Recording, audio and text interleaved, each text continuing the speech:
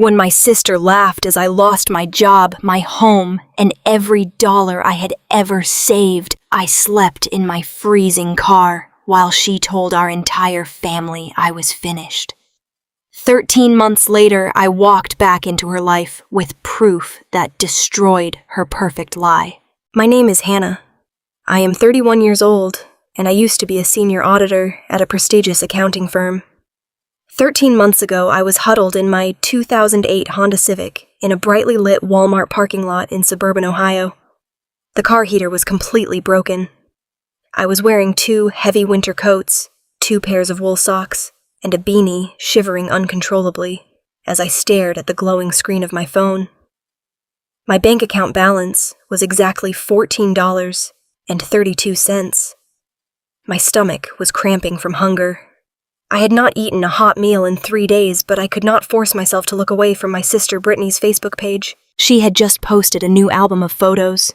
There was Brittany and her husband Bradley clinking expensive champagne glasses in a luxury ski lodge in Aspen. There were pictures of their gourmet dinners, their private ski instructor, and their glowing happy faces. The caption read, "Living our best life, feeling so blessed for all our hard work." She was wearing a $1,000 designer ski jacket, smiling for the camera, while her own sister was freezing in a public parking lot precisely because of a piece of paper I had signed for her 2 years earlier. To understand how a successful independent auditor ended up homeless in a Walmart parking lot, you have to understand the toxic dynamic of the Myers household. Growing up, love and respect were not distributed equally. Brittany was the absolute center of our parents' universe. She was 3 years older than me, with golden blonde hair and a charismatic personality that made her immune to any consequences. If Brittany crashed my parents' car, my father Robert would say the road conditions were tricky and buy her a new set of tires. If I got a B on an advanced calculus exam, my mother Susan would lecture me for an hour about personal responsibility and my lack of focus. I learned very early on to keep my head down, work relentlessly, and expect absolutely nothing. I became an auditor because I liked rules. I liked numbers. Numbers do not lie. Numbers do not play favorites. Numbers are fair. I thought my practical, quiet life would protect me from the chaos of my family. I spent years building a perfect credit score, saving every extra penny, and working 60-hour weeks to build a secure future.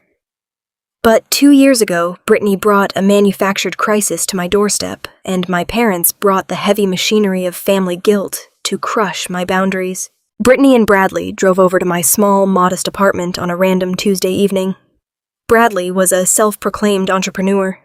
He always wore tailored suits and talked loudly about disruptive business models, but he never actually seemed to have a steady paycheck or a successful venture.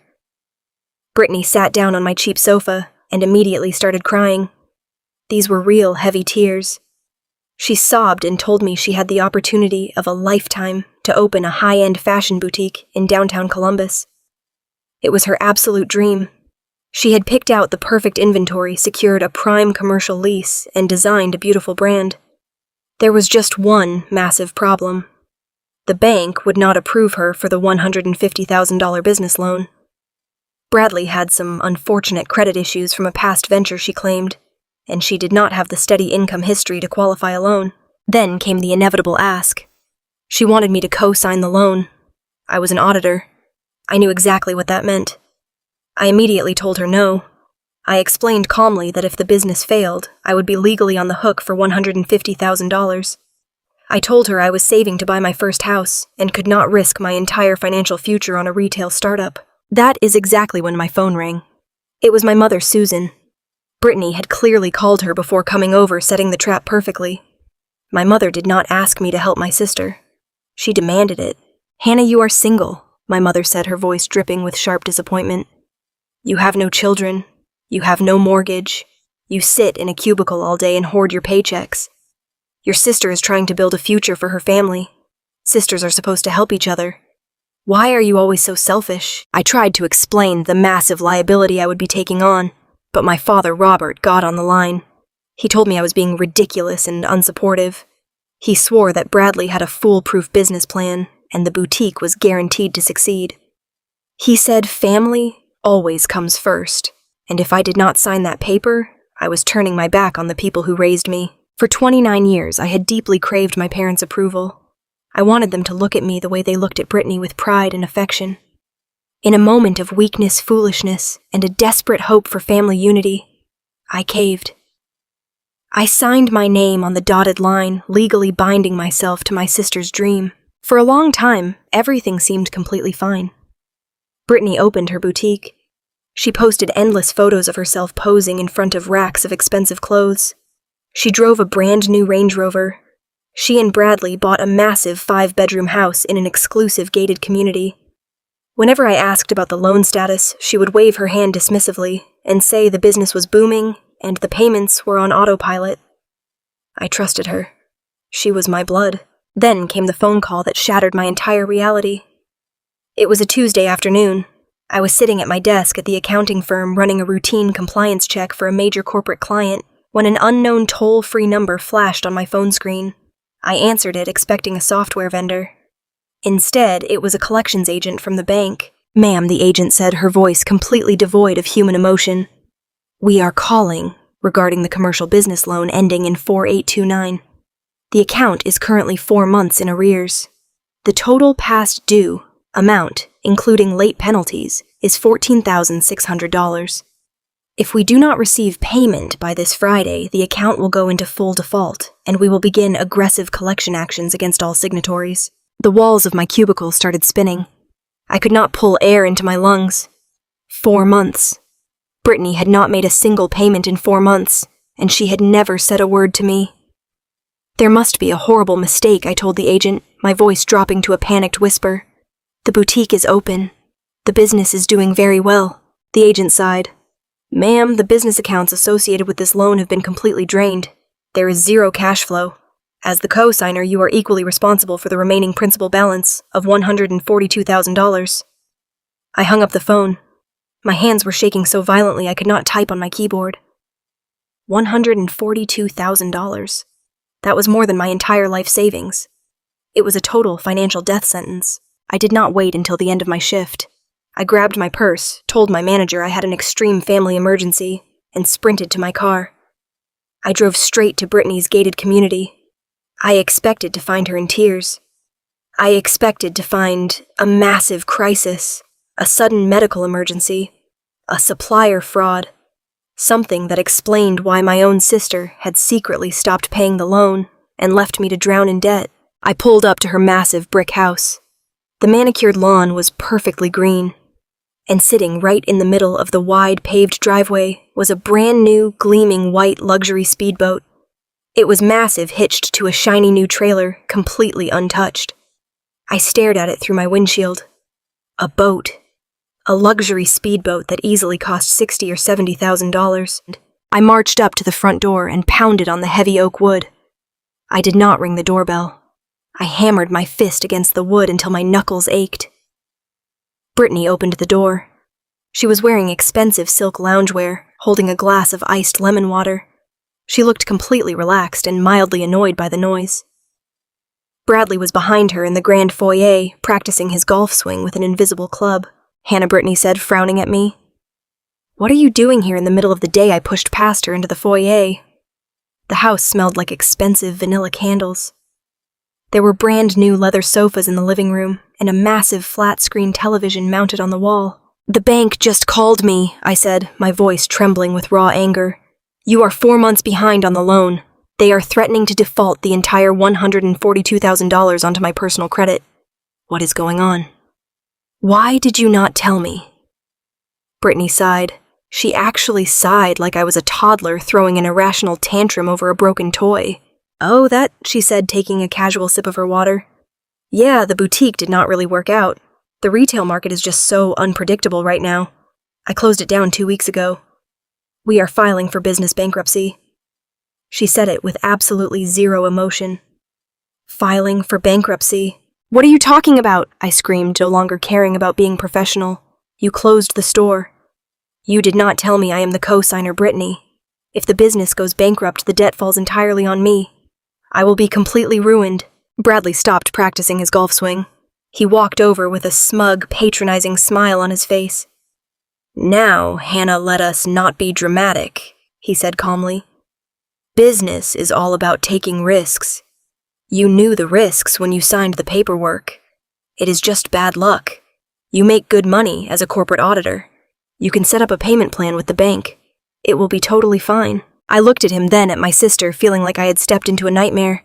They were completely unbothered. They had just doomed me to a mountain of crushing debt, and they were acting like it was a minor scheduling conflict. Then I remembered the driveway. "Bad luck," I yelled, pointing a shaking finger toward the front door. "If you are bankrupt, if you have no money to pay the bank loan." "Why is there a brand new luxury speedboat sitting in your driveway?" Brittany rolled her eyes. "Do not be ridiculous, Hannah. That is Bradley's boat. Bradley's boat." I repeated, my mind struggling to process the sheer audacity. "You bought a luxury boat while defaulting on a loan that has my name on it. You could have used that money to pay the bank." Bradley crossed his arms over his chest. "That is not how finances work, Hannah. The boutique was a limited liability company. The loan was solely for the business. My personal finances are completely separate. I bought the boat with my own money under my own name. The bank cannot touch my personal property. And since you co-signed the business loan, you are the primary guarantor now. That is just how the law works. You should know that, being an accountant and all. They had planned this." The horrible realization hit me like a physical blow to the chest. They had structured the business specifically to protect their personal assets, while leaving me completely exposed. They never intended to pay it off if things got difficult. They used my pristine credit score to get the cash drained the business dry, and funneled their own money into personal toys that the bank could not legally repossess. "Brittany," I said, my voice dropping to a desperate whisper, "please, you know I have been saving for 5 years to buy a house. If this goes onto my credit, I lose absolutely everything. You have to sell the boat. You have to help me pay this." Brittany looked at me, her blue eyes completely cold. Her expression was entirely devoid of empathy. "Sell the boat. Are you insane? Bradley and I have been planning a lake trip with our friends all summer. Look, Hannah, I am sorry the business failed, but I am tapped out. You are the one with the steady paycheck. You handle the debt. You are a smart girl. Figure it out yourself." She turned her back on me and started walking toward her designer kitchen. Bradley chuckled, patted me on the shoulder, and told me to let myself out before he called security. I stood in their grand foyer completely paralyzed. My own sister had just handed me a $142,000 anchor and told me to swim. And she did not care if I drowned. I stumbled out of their house and basically fell into my car. I could barely put the key in the ignition. My chest was heaving with panic. I grabbed my phone and dialed my parents' house. They had forced me into this. They had guaranteed that Bradley's business plan was flawless. Surely when they heard what Brittany and Bradley had done, they would force them to sell the boat and make things right. My father, Robert, answered the phone on the third ring. "Dad." I gasped, tears finally spilling over my cheeks. "Dad, you have to help me." Brittany closed the boutique. They defaulted on the loan. They stopped paying 4 months ago and never told me. The bank is coming after me for $142,000. There was a long silence on the other end of the line. I heard my father sigh, and then I heard my mother Susan speaking in the background. "Hannah," my father said, his voice slow and heavy. "Brittany already called us. She told us the business went under. It is a tragedy, really. She put so much hard work into that store. A tragedy," I screamed, gripping the steering wheel. "Dad, they bought a $60,000 speedboat. It is sitting in their driveway right now. They hid their money and left me to take the fall. You have to talk to them. You made me sign that paper." "I did not make you do anything." My father snapped, his tone instantly shifting from calm to defensive. "You are a grown woman. You made a financial decision. Business ventures fail every day. It is part of the corporate world." My mother took the phone from him. "Hannah, stop being so dramatic," she scolded. "Your sister is going through a devastating emotional loss right now. Her dream just died. The last thing she needs is you harassing her over money. You have a great job at that accounting firm. You can easily figure out a payment plan. Stop trying to ruin her marriage over a simple financial misunderstanding." I sat in my car, staring blankly at the steering wheel. A simple financial misunderstanding. My own mother was calling a 6-figure fraudulent betrayal a misunderstanding to protect her golden child. "Mom," I whispered, my voice breaking. "If I have to pay this, I will lose my apartment. I will lose everything I have worked for." "Then you will have to learn to budget better," my mother said coldly. "Do not call here again until you are ready to apologize to your sister for acting like a lunatic. We love you, but we will not tolerate this toxic behavior." She hung up. The line went dead. I lowered the phone slowly to my lap. I looked back at the massive brick house, at the shiny new speedboat, and at the perfectly manicured lawn. I was completely alone. That was the exact moment the old Hannah died. The obedient, quiet daughter who just wanted her family to love her vanished. In her place, a terrifying realization took root. The people who were supposed to protect me had actively chosen to destroy me, and they expected me to suffer in silence so they could maintain their perfect suburban illusion. I put the car in drive and pulled away from the mansion. I did not know it yet, but this was only the beginning of my nightmare. The ripple effects of that defaulted loan were about to tear through my life, with the destructive force of a hurricane taking my career, my home, and my dignity. But as I drove back to my apartment, a cold, calculating part of my auditor brain woke up. They thought I was just a naive workhorse who would blindly accept the debt. They thought I would quietly drown. They had no idea who they were actually dealing with. The drive away from my sister's massive brick mansion was a blur of absolute terror. My hands gripped the steering wheel of my old Honda Civic so tightly that my knuckles turned completely white. I kept replaying the image of that pristine, luxury speedboat sitting in their driveway. They had money. They had enough cash to buy expensive toys for the summer, but they deliberately chose to default on the commercial loan, carrying my name. I tried to tell myself that there was still a way to fix this. I am an auditor. I fix financial disasters for a living. I thought I could go to the bank, explain the situation, negotiate a payment plan, and somehow absorb the damage. I had no idea that the damage was already moving faster than I could ever hope to manage. The nightmare truly began the very next morning at exactly 8:15. I was sitting at my desk at the accounting firm staring blankly at a spreadsheet trying to figure out how to survive a $142,000 debt. My phone vibrated on the desk. It was an automated alert from my credit monitoring app. I unlocked the screen and felt all the blood rush out of my face. My pristine credit score, a number I had spent my entire adult life meticulously protecting and building, had plummeted overnight. It had dropped by nearly 200 points. The bank had officially reported the commercial loan as a severe delinquency and initiated aggressive legal recovery protocols. In the world of corporate finance, your credit score is your absolute lifeline. It is your reputation, your character, and your license to practice. Accounting firms conduct continuous background and financial checks on their auditors. You cannot be entrusted to examine the multi-million-dollar accounts of major corporate clients if you are drowning in severe defaulted debt. It is considered a massive conflict of interest and an unforgivable security risk. 10 minutes after that credit alert hit my phone, my office phone rang. It was the Director of Human Resources. She asked me to come up to the executive suite immediately. I walked down the long carpeted hallway feeling like a prisoner heading to the gallows. When I stepped into the office, my managing partner was sitting there alongside the Human Resources Director. Their faces were grim professional and entirely devoid of warmth. They slid a thick manila folder across the polished mahogany desk. The managing partner explained that the firm had received a formal notification regarding a massive commercial default and an impending lawsuit bearing my name. I tried to explain.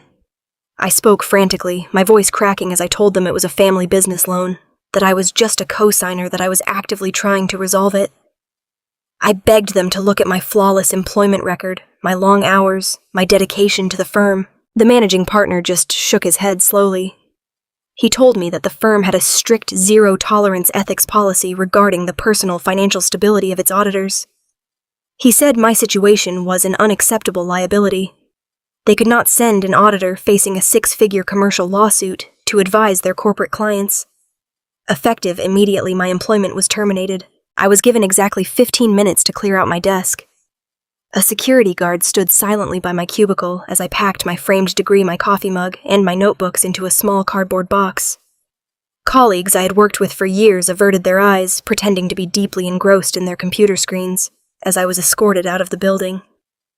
By 10 o'clock in the morning, I stood in the parking lot holding a cardboard box stripped of the career I had worked my entire life to build. I had lost my only source of income, and with it, my only defense against the financial avalanche my sister had triggered. Without my salary, the math of my life simply stopped working. The bank that held the defaulted loan immediately began aggressive recovery tactics. They froze my checking and savings accounts, citing their right to offset the massive arrears. I watched in absolute horror as the thousands of dollars I had diligently saved to buy my first home vanished into a black hole of corporate debt recovery. I was completely wiped out. When the first of the month arrived, my rent check bounced. I received an automated email from my property management company demanding immediate payment. I swallowed my pride and went down to the leasing office to speak with the manager. I explained that I had lost my job due to an unexpected family emergency and asked for just a 2-week extension to find temporary work. The manager was polite, but entirely immovable. Corporate policy dictated that any bounced payment required immediate eviction proceedings. There was no grace period for a woman whose family had destroyed her life. 3 weeks later, a bright pink notice was taped firmly to my apartment door. It was a formal order to vacate the premises. I had exactly 48 hours to leave, or the local sheriff would arrive to physically remove me and discard my belongings on the sidewalk. I had no money to hire movers. I had no money to rent a storage unit. I did not even have enough money to buy proper cardboard moving boxes. I scraped together the loose change from my kitchen drawers, walked to the dollar store down the street, and bought a box of heavy-duty black garbage bags. That night, the physical reality of my ruin truly set in. I walked through my beautiful, quiet apartment, taking my professional blazers off their hangers and folding them into plastic trash bags. I packed my shoes, my winter coats, and my photo albums into the bags, tying the plastic drawstrings tight. I had to leave behind my bed, my sofa, my dining table, and everything else I had proudly purchased with my own hard-earned money. I hauled those heavy, shapeless bags down 3 flights of concrete stairs in the freezing cold, stuffing them into the trunk and back seat of my old Honda Civic until the car was packed to the roof. When I finally handed my apartment keys to the property manager, the temperature outside was dropping below freezing. I sat in the driver's seat of my car, the engine idling to keep the heater running, and stared at my phone. I had $14 to my name. I had no job, no home, and a looming lawsuit that guaranteed I could not pass a standard background check for an apartment lease anytime soon. I had exactly one option left. I had to go to my parents. I drove across town, leaving the modest apartment complex behind and entering the affluent, manicured suburban neighborhood where I grew up. The houses here were large, warm, and glowing with golden light against the bitter winter evening. As I turned onto my parents' street, I rehearsed what I was going to say. I told myself that no matter how much they favored Brittany, no matter how harsh my mother could be, they were still my parents. They were the ones who pressured me into signing that terrible loan. Surely when they saw me shivering on their doorstep holding my entire life in plastic garbage bags, their parental instincts would finally kick in. I just needed the guest room. I just needed a warm place to sleep for a few weeks while I found a waitressing job and figured out how to survive. I genuinely believed that seeing my complete devastation would break the spell my sister held over them. I pulled into their wide driveway, parking my battered Honda next to my father's pristine luxury sedan. I turned off the engine and stepped out into the biting wind. I reached into the back seat, grabbed one of the heavy black garbage bags containing my clothes, and carried it up the pristine brick walkway to the front porch. The porch light flicked on automatically as I approached. I rang the doorbell and wrapped my arms around myself, shivering as the cold bit through my coat. I heard footsteps approaching from inside. The heavy oak door swung open and my mother Susan stood in the doorway. She was wearing a perfectly pressed cashmere sweater and holding a glass of red wine. The warm, inviting smell of a home-cooked roast drifted out from the kitchen, making my empty stomach twist in physical agony. She looked at me standing there in the cold, and then her eyes slowly dropped to the black garbage bag resting against my leg. Her expression did not soften. Her eyes did not widen with concern. Instead, a deep, irritated frown creased her forehead. "Hannah," my mother said, her voice tight with disapproval. "What on earth are you doing here looking like a vagrant? What is in that bag?" "Mom," I said, my teeth chattering as the freezing wind whipped across the porch. Mom, I lost my job. The bank contacted my firm about the defaulted loan, and they fired me. They froze my bank accounts. I could not pay my rent, and my landlord evicted me today. I have absolutely nowhere to go. Please, I just need to stay in the guest room for a few weeks, just until I can find some work and get back on my feet. I waited for her to open the door wider. I waited for her to reach out and pull her freezing daughter inside. Instead, my mother let out a long, heavy sigh. She took a sip of her wine and looked at me as if I were a stranger trying to sell her something she did not want. I am sorry to hear you are having financial troubles, Hannah, she said coldly, but you cannot stay here. That is simply out of the question. I stared at her, completely unable to process the words. Mom, what are you talking about? I am homeless. I have $14. I am sleeping in my car. I just need the guest room. It is completely empty. It is not empty, my mother corrected me, her tone sharpening into that familiar scolding register. Brittany is going through a devastating bankruptcy right now. The emotional toll this is taking on your sister is absolutely massive. She needs a safe sanctuary to decompress from the stress of losing her boutique. We have converted the guest room into a private yoga and meditation studio just for her. She comes over every morning to find her center. I am not going to disrupt her healing process just because you failed to manage your own life. The sheer absurdity of her statement felt like a physical slap across the face. A yoga room. My mother was refusing to give her homeless daughter a bed because my sister, the woman who stole my money and bought a luxury speedboat, needed a dedicated space to stretch and find her center. Mom, you cannot be serious. I begged, tears freezing on my cheeks. Brittany is not stressed.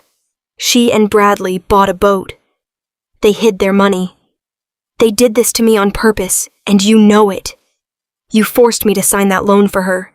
You promised me it was safe. You have to let me in. It is freezing out here. Do not raise your voice at me, my mother snapped, her eyes narrowing with absolute contempt. Do not stand on my porch and blame your sister for your own catastrophic failures.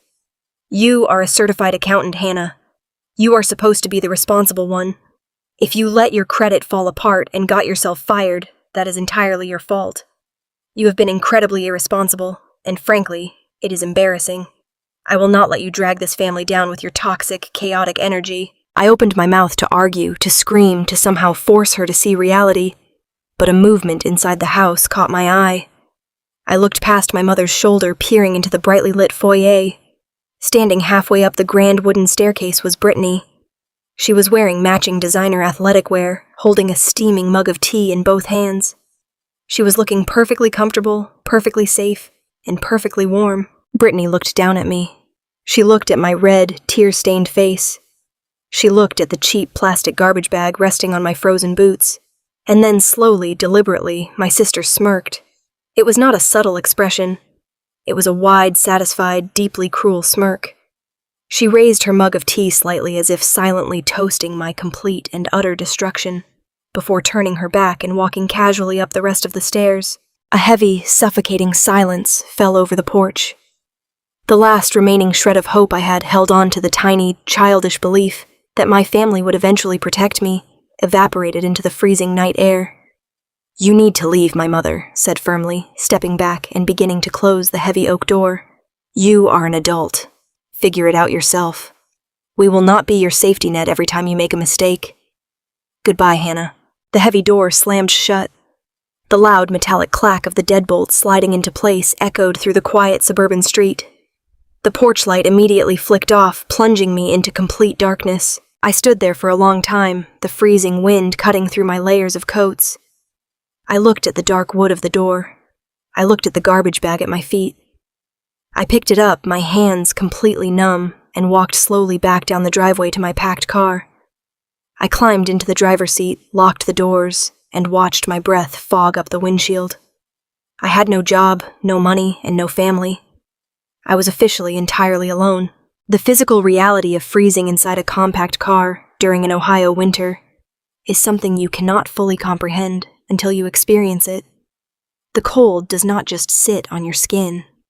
It seeps directly into your bones, turning your joints stiff and making every breath feel like drawing crushed glass into your lungs. I quickly learned the brutal mathematics of survival. I could run the engine of my 2008 Honda Civic for exactly 12 minutes every 3 hours to generate enough heat to stop my fingers from going numb. Any longer, and I would waste the precious few gallons of gas I had left. Any shorter, and the thick layer of frost would begin to form on the inside of the windshield, trapping me in a transparent icebox. I spent my nights parked under the harsh, buzzing security lights of a 24-hour supermarket, curled into a tight ball in the back seat, wearing 3 layers of sweaters and my winter coat. Every time a pair of headlights swept across my windows, my heart would hammer against my ribs. I lived in constant, agonizing fear of a security guard or a police officer tapping on the glass demanding that I move along. I was a licensed corporate auditor. I had spent years analyzing multi-million-dollar financial portfolios. Now I was a ghost haunting the edges of a parking lot, rationing a loaf of cheap white bread and a jar of peanut butter just to keep my stomach from cramping. My daily routine became a masterclass in masking my humiliation. Before the sun came up, I would drive to a budget gym across town. I had practically begged the manager to let me sign up for their $10 a month promotional membership using my last few dollars of cash. That plastic membership card was my only tether to human dignity. I would walk into the locker room with my shampoo and body wash hidden inside a canvas grocery tote. I kept my head down, avoiding eye contact with the women in expensive athletic gear, who were casually chatting about their morning spin classes. I would stand under the hot water of the public shower for as long as I could, letting the warmth thaw my freezing muscles, and then I would secretly wash my underwear in the sink. I dried my hair under the hand dryer, put on my least wrinkled clothes, and walked back out to my frozen car. I was desperate for income, but with a massive commercial default newly attached to my social security number, every corporate accounting firm and reputable financial institution immediately rejected my applications.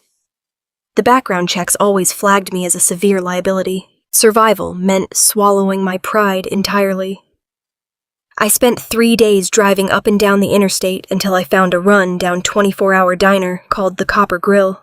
It was a greasy, faded establishment that smelled permanently of old frying oil and stale coffee.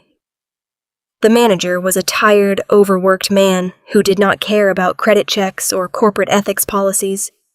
He only cared that I was willing to work the graveyard shift for minimum wage plus tips.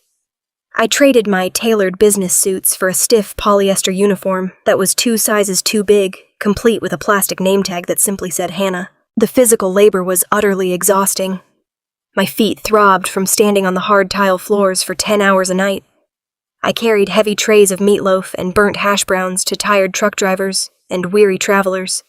I mopped up spilled milkshakes, scrubbed toilets, and wiped down sticky booths until my hands were cracked and raw.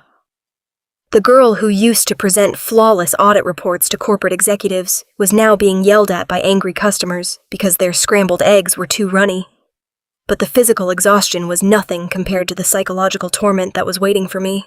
I thought Mike Kinley had done the absolute worst thing they could do when they threw me out into the cold. I thought their cruelty had reached its absolute limit. I was completely wrong. It happened on a quiet Tuesday morning just as my shift was ending. The diner was mostly empty save for a few early risers drinking black coffee. The bell above the door jingled and a woman walked in. I recognized her immediately. It was Mrs. Gable, a prominent member of the Methodist Church my family had attended for my entire life. She had known me since I was a little girl playing in the children's choir. I quickly turned my face away, hoping to hide behind the coffee station, but she had already seen me. She walked up to the counter, her eyes widening in a mixture of profound shock and deep, judgmental pity as she took in my greasy uniform, my exhausted face, and my plastic name tag. "Hannah," she gasped, pressing a hand to her chest. "Oh my goodness. Your mother told us things were bad, but I had no idea you had fallen this far." I froze, the heavy glass coffee pot trembling in my hand. "What did you say?" I asked, my voice barely a whisper. "What did my mother tell you, Mrs.?" Gable looked around nervously, lowering her voice as if sharing a scandalous secret. "She told the pastor in the prayer circle about your terrible addiction. She was so heartbroken, Hannah. She stood up in front of the whole congregation and wept. She told us how you had secretly squandered your entire life savings on illegal gambling, how you ruined your credit, and how your accounting firm caught you trying to embezzle money to pay your bookies." The air in the diner seemed to completely vanish. I could not breathe. I could only stare at her as the sheer, monstrous magnitude of the lie washed over me. She said you came to their house demanding money. Mrs. Gable continued, her tone shifting from pity to gentle reprimand. She said you became so aggressive and unpredictable that your father had to force you to leave to protect your sister. Brittany even asked the church to pray for your recovery. She said the financial stress you caused almost ruined her new marriage. We have all been praying that you find your way back to the Lord and get the help you desperately need. I stood behind the counter completely paralyzed. My sister and my parents had not just abandoned me. They had actively, methodically assassinated my character to protect their own social standing. Brittany knew that people in our community would eventually ask questions about why the successful, responsible sister had suddenly vanished and lost her home. Instead of risking the truth coming out about the defaulted loan and the stolen money, they fabricated a horrific, shameful lie. They turned me into a degenerate gambler and an embezzler. They painted themselves as the tragic, suffering victims of my toxic behavior. They paved over my reputation so completely that no one in my hometown would ever believe a single word I said. I did not try to defend myself to Mrs. Gable. I knew it was absolutely pointless. When a community decides you are the villain, any denial just looks like more manipulation. I simply poured her a cup of coffee, turned my back, and walked into the supply closet. I sat down on a bucket of floor cleaner and covered my face with my hands. I did not cry. The betrayal was too deep for tears. It was a cold, dark realization that the people I shared blood with were utterly lacking in a basic human conscience. They had buried me alive, and they were standing on my grave accepting sympathy from their friends. I spent the next 3 weeks operating like a machine. I worked my shifts. I slept in my freezing car, and I spoke to absolutely no one. I became completely invisible. I thought my life would just stretch on like this forever, a dull, aching cycle of survival and exhaustion. But then, on a rainy Friday night, the universe delivered an unexpected twist of fate right to my table. It was past midnight. The rain was coming down in heavy freezing sheets rattling against the diner windows. The Friday night rush had finally cleared out, leaving me to wipe down the empty booths. The bell above the door chimed loudly, followed by the booming, obnoxious sound of loud male laughter. A group of 4 men stumbled through the door. They were deeply intoxicated, their faces flushed red with alcohol and the lingering adrenaline of a long day of day drinking. They were dressed in expensive, water-resistant golf gear, carrying the distinct arrogance of men who believed the world existed to serve them. I grabbed a menu and walked over to their booth. As I approached, the man sitting at the head of the table turned his head to laugh at a joke. My heart completely stopped in my chest. It was Bradley, my brother-in-law. The man who had used my credit to fund his lifestyle, the man who had chuckled as he threw me out of his mansion. He was sitting right in front of me, wearing a designer pullover reeking of expensive bourbon and stale cigars. A violent wave of panic crashed over me. My first instinct was to drop the menus and run straight out the back door.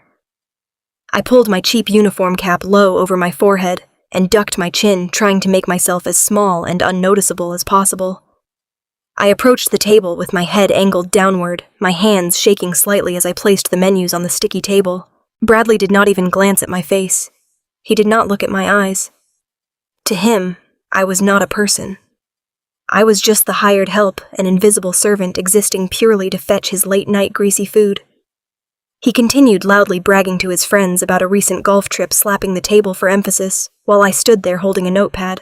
"Get us 4 orders of the loaded fries. Extra cheese and 4 black coffees," Bradley ordered loudly, waving his hand at me dismissively without ever making eye contact. "And make it quick." I nodded, silently turned on my heel, and practically sprinted to the kitchen. My hands were trembling so badly I could barely punch the order into the computer system.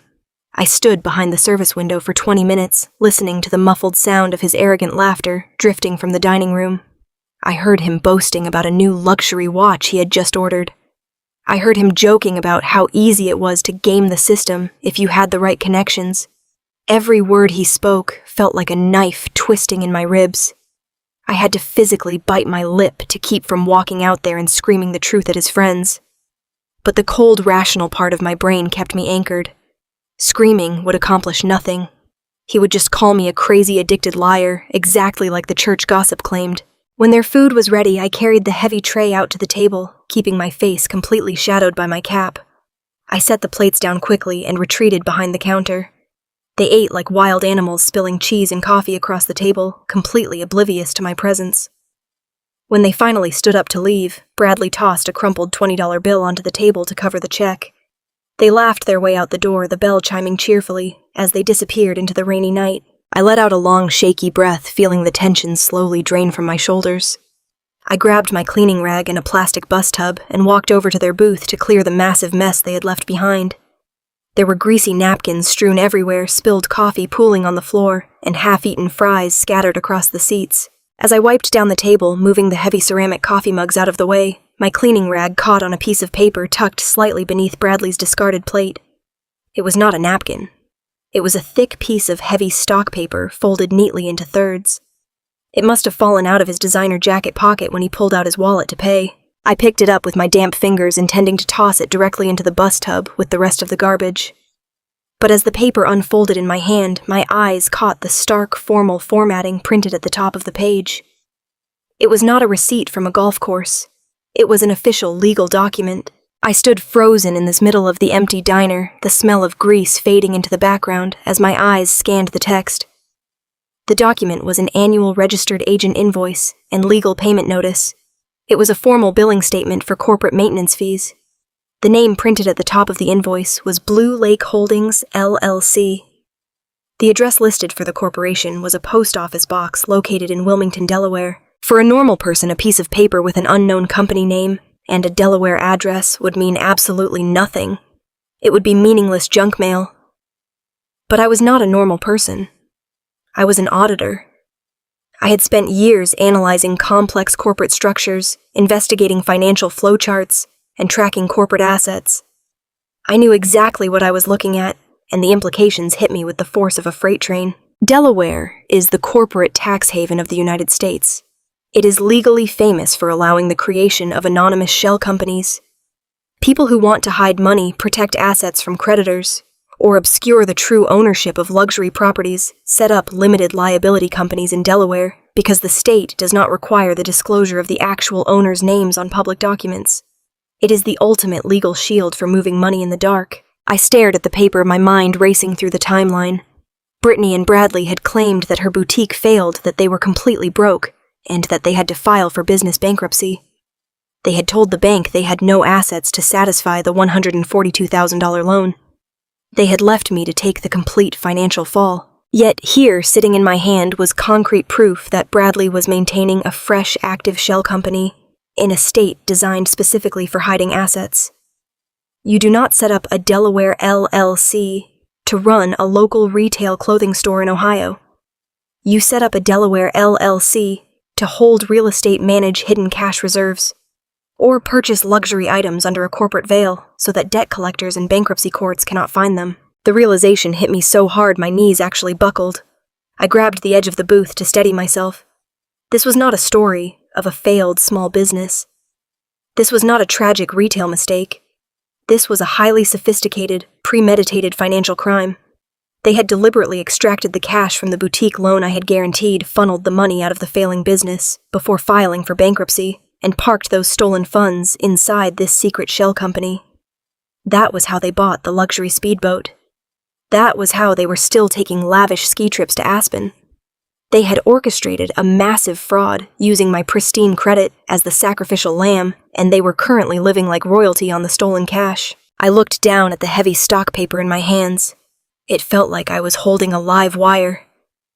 The exhaustion that had been weighing down my bones for the past 13 months completely evaporated. The overwhelming sadness, the crushing depression, the agonizing desire to be loved by a family that had thrown me away to the wolves.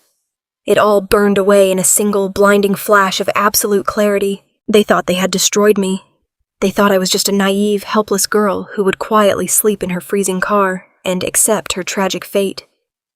They forgot that before they broke my life apart, I was an auditor. I was a professional investigator trained to find the exact financial threads that criminals try to hide. I folded the document carefully and slipped it into the deep pocket of my greasy uniform. The fear that had controlled my life for over a year was entirely gone. In its place was a cold, sharp, mechanical focus. I did not want an apology anymore. I did not want their love. I wanted to tear down the perfect wealthy illusion they had built on my back. I wanted justice, and now I finally had the thread I needed to unravel their entire empire. The morning after I found that heavy piece of paper on the diner table, the sun rose pale and weak over the frozen asphalt of the parking lot. I did not go to sleep in my car that morning. Instead, I drove straight to the county public library, sitting in my idling vehicle, with the heat running for exactly 12 minutes at a time, waiting for the librarian to finally unlock the heavy glass doors at 9 o'clock. Walking into that building felt like stepping into an absolute sanctuary. It was gloriously warm, it was perfectly quiet, and most importantly, it provided completely free, unrestricted, high-speed internet access. I bypassed the comfortable reading chairs and walked straight to a secluded computer terminal in the far back corner of the building, hidden safely behind endless rows of dusty reference materials. I sat down in the hard wooden chair, pulled out a battered notebook I had purchased from a dollar store, and smoothed out the crumpled invoice I had rescued from Bradley's sticky table. The physical toll of the past month was screaming in every single muscle of my body. My feet were deeply swollen from standing on hard tile floors all night, carrying heavy plates of greasy food. My eyes burned and stung as if they were full of crushed glass. My stomach was a hollow, aching cavern, only temporarily pacified by a single stale dinner roll I had quietly slipped into my pocket from the diner kitchen before my shift ended. Every biological instinct I possessed was begging me to simply fold my arms over the keyboard, close my eyes, and surrender to the profound exhaustion that was drowning me. But the very second my freezing fingers touched the plastic computer mouse, the homeless, exhausted waitress vanished completely. The senior corporate auditor woke up. I had spent my entire professional career systematically dismantling highly complex financial structures, finding missing pennies in multi-million-dollar corporate ledgers, and exposing intentional discrepancies hidden deep within mountains of paperwork. My brother-in-law, Bradley, genuinely thought he was a criminal mastermind, simply because he knew how to file a basic piece of paper in a corporate tax haven. He had absolutely no idea that by carelessly dropping that invoice, he had just handed a loaded weapon to an expert marksman. I began my investigation with the fundamental basics of corporate forensics. I accessed the State of Delaware Division of Corporations Public Database. Delaware is notoriously and intentionally secretive regarding corporate ownership. Their laws purposefully do not require the actual names of the managing members or executive officers to be listed anywhere on the public formation documents. When I typed in Blue Lake Holdings, the only name attached to the entity was a generic mass-market registered agent service located in a faceless office park in Wilmington. It was a standard corporate brick wall explicitly designed to stop casual inquiries from going any further, but I was absolutely not a casual observer. I knew the golden rule of financial auditing. While you can easily hide the true owner of a corporate entity behind layers of legal paperwork, you cannot hide the physical assets that the entity purchases.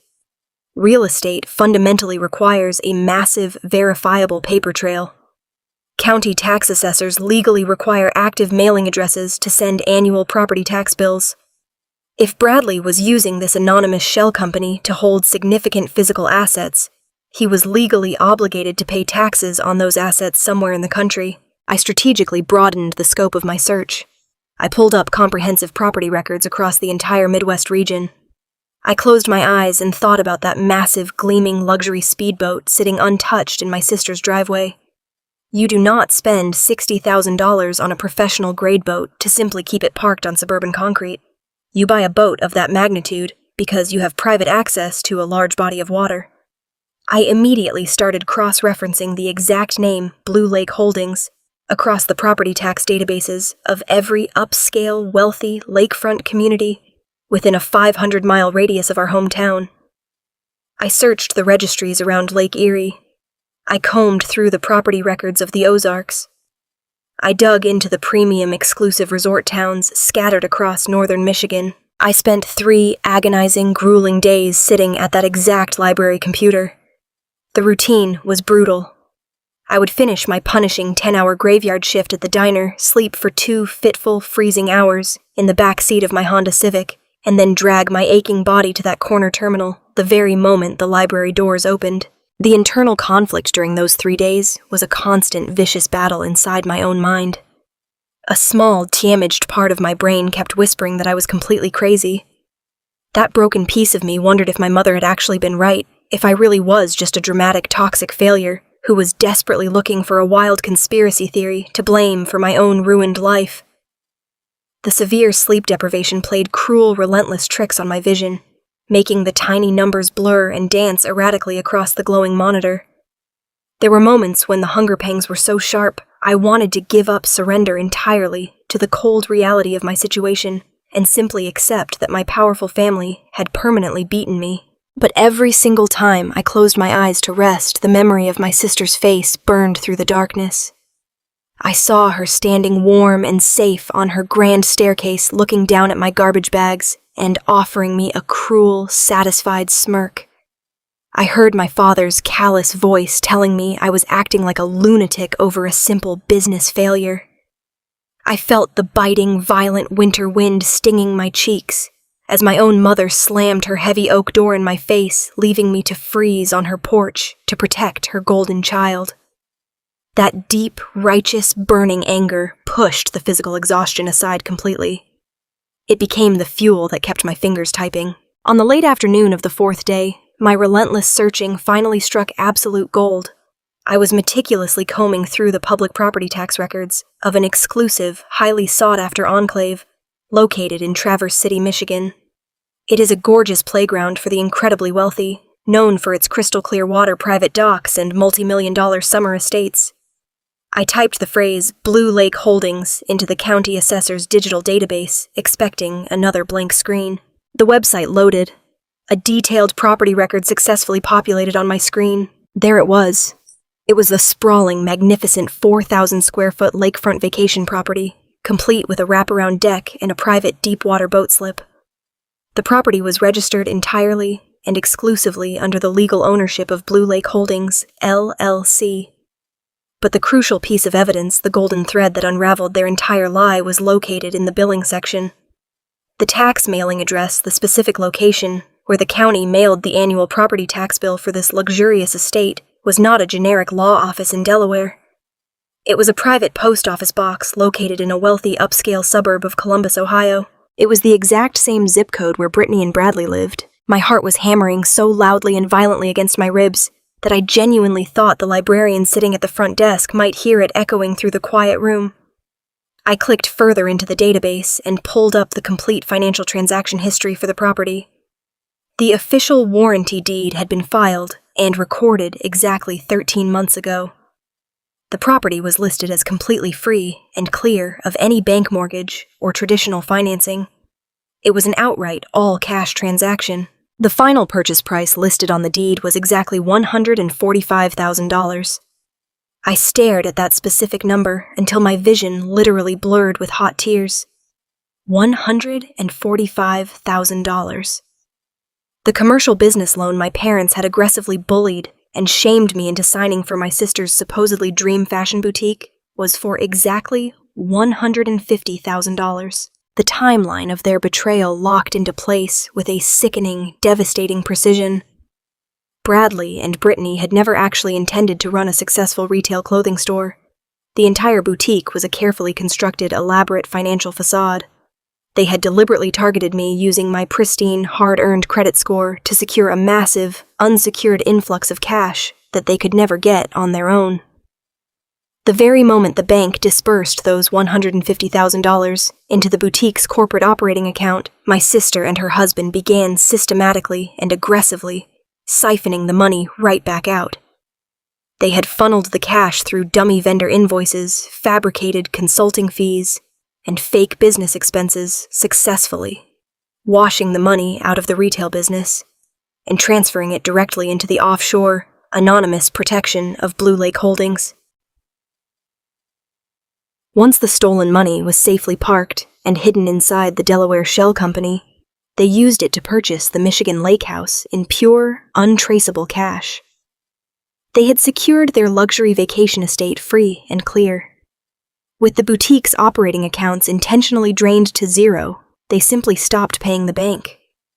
They purposefully let the commercial loan go into severe default, completely destroying my credit score, my career, and my entire financial life in the process. Then, to completely shield themselves from the fallout, they formally filed for business bankruptcy.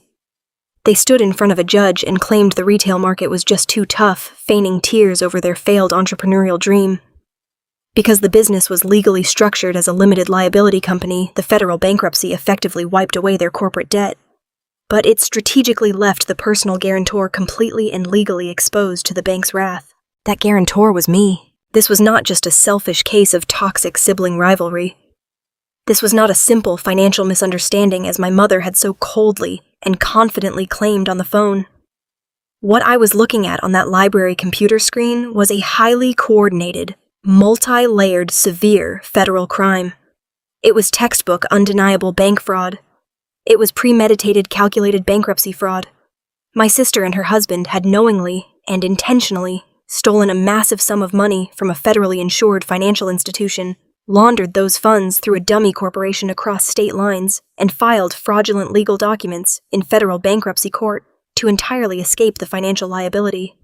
They had executed this massive crime while purposefully leaving me standing alone as the perfect, naive scapegoat to take the entire legal and financial fall. My hands trembled so violently that I could barely control the mouse as I clicked the download button. I systematically saved the certified copies of the property deed, the historical tax records, and the corporate filing history directly to a cheap plastic flash drive I had purchased at a gas station. I sat back in the hard wooden library chair, all the air completely rushing out of my lungs, as the horrifying magnitude of their cruelty finally settled over me. I thought about the pristine luxury speedboat sitting majestically in their wide driveway. I thought about Brittany's $1,000 designer ski jacket in Aspen, smiling brightly for her social media followers. I thought about my mother standing proudly in front of her loyal church congregation, shedding fake dramatic tears, as she told all our family friends that I was a degenerate, unhinged gambler who had completely ruined my own life through toxic addiction. They had not just abandoned me to struggle, they had actively, maliciously sacrificed me. My own sister had literally stolen my future, my home, and my career, just to buy herself a summer vacation house on a lake, and my parents had willingly and aggressively held me down while she did it. They sat back and watched me lose my prestigious, hard-earned career. They watched me get evicted and thrown onto the streets. They knew I was sleeping in a freezing car, in a Walmart parking lot, and washing my cheap uniform in a public gym sink. They watched me lose absolutely everything that made me human, and they laughed about it behind closed doors.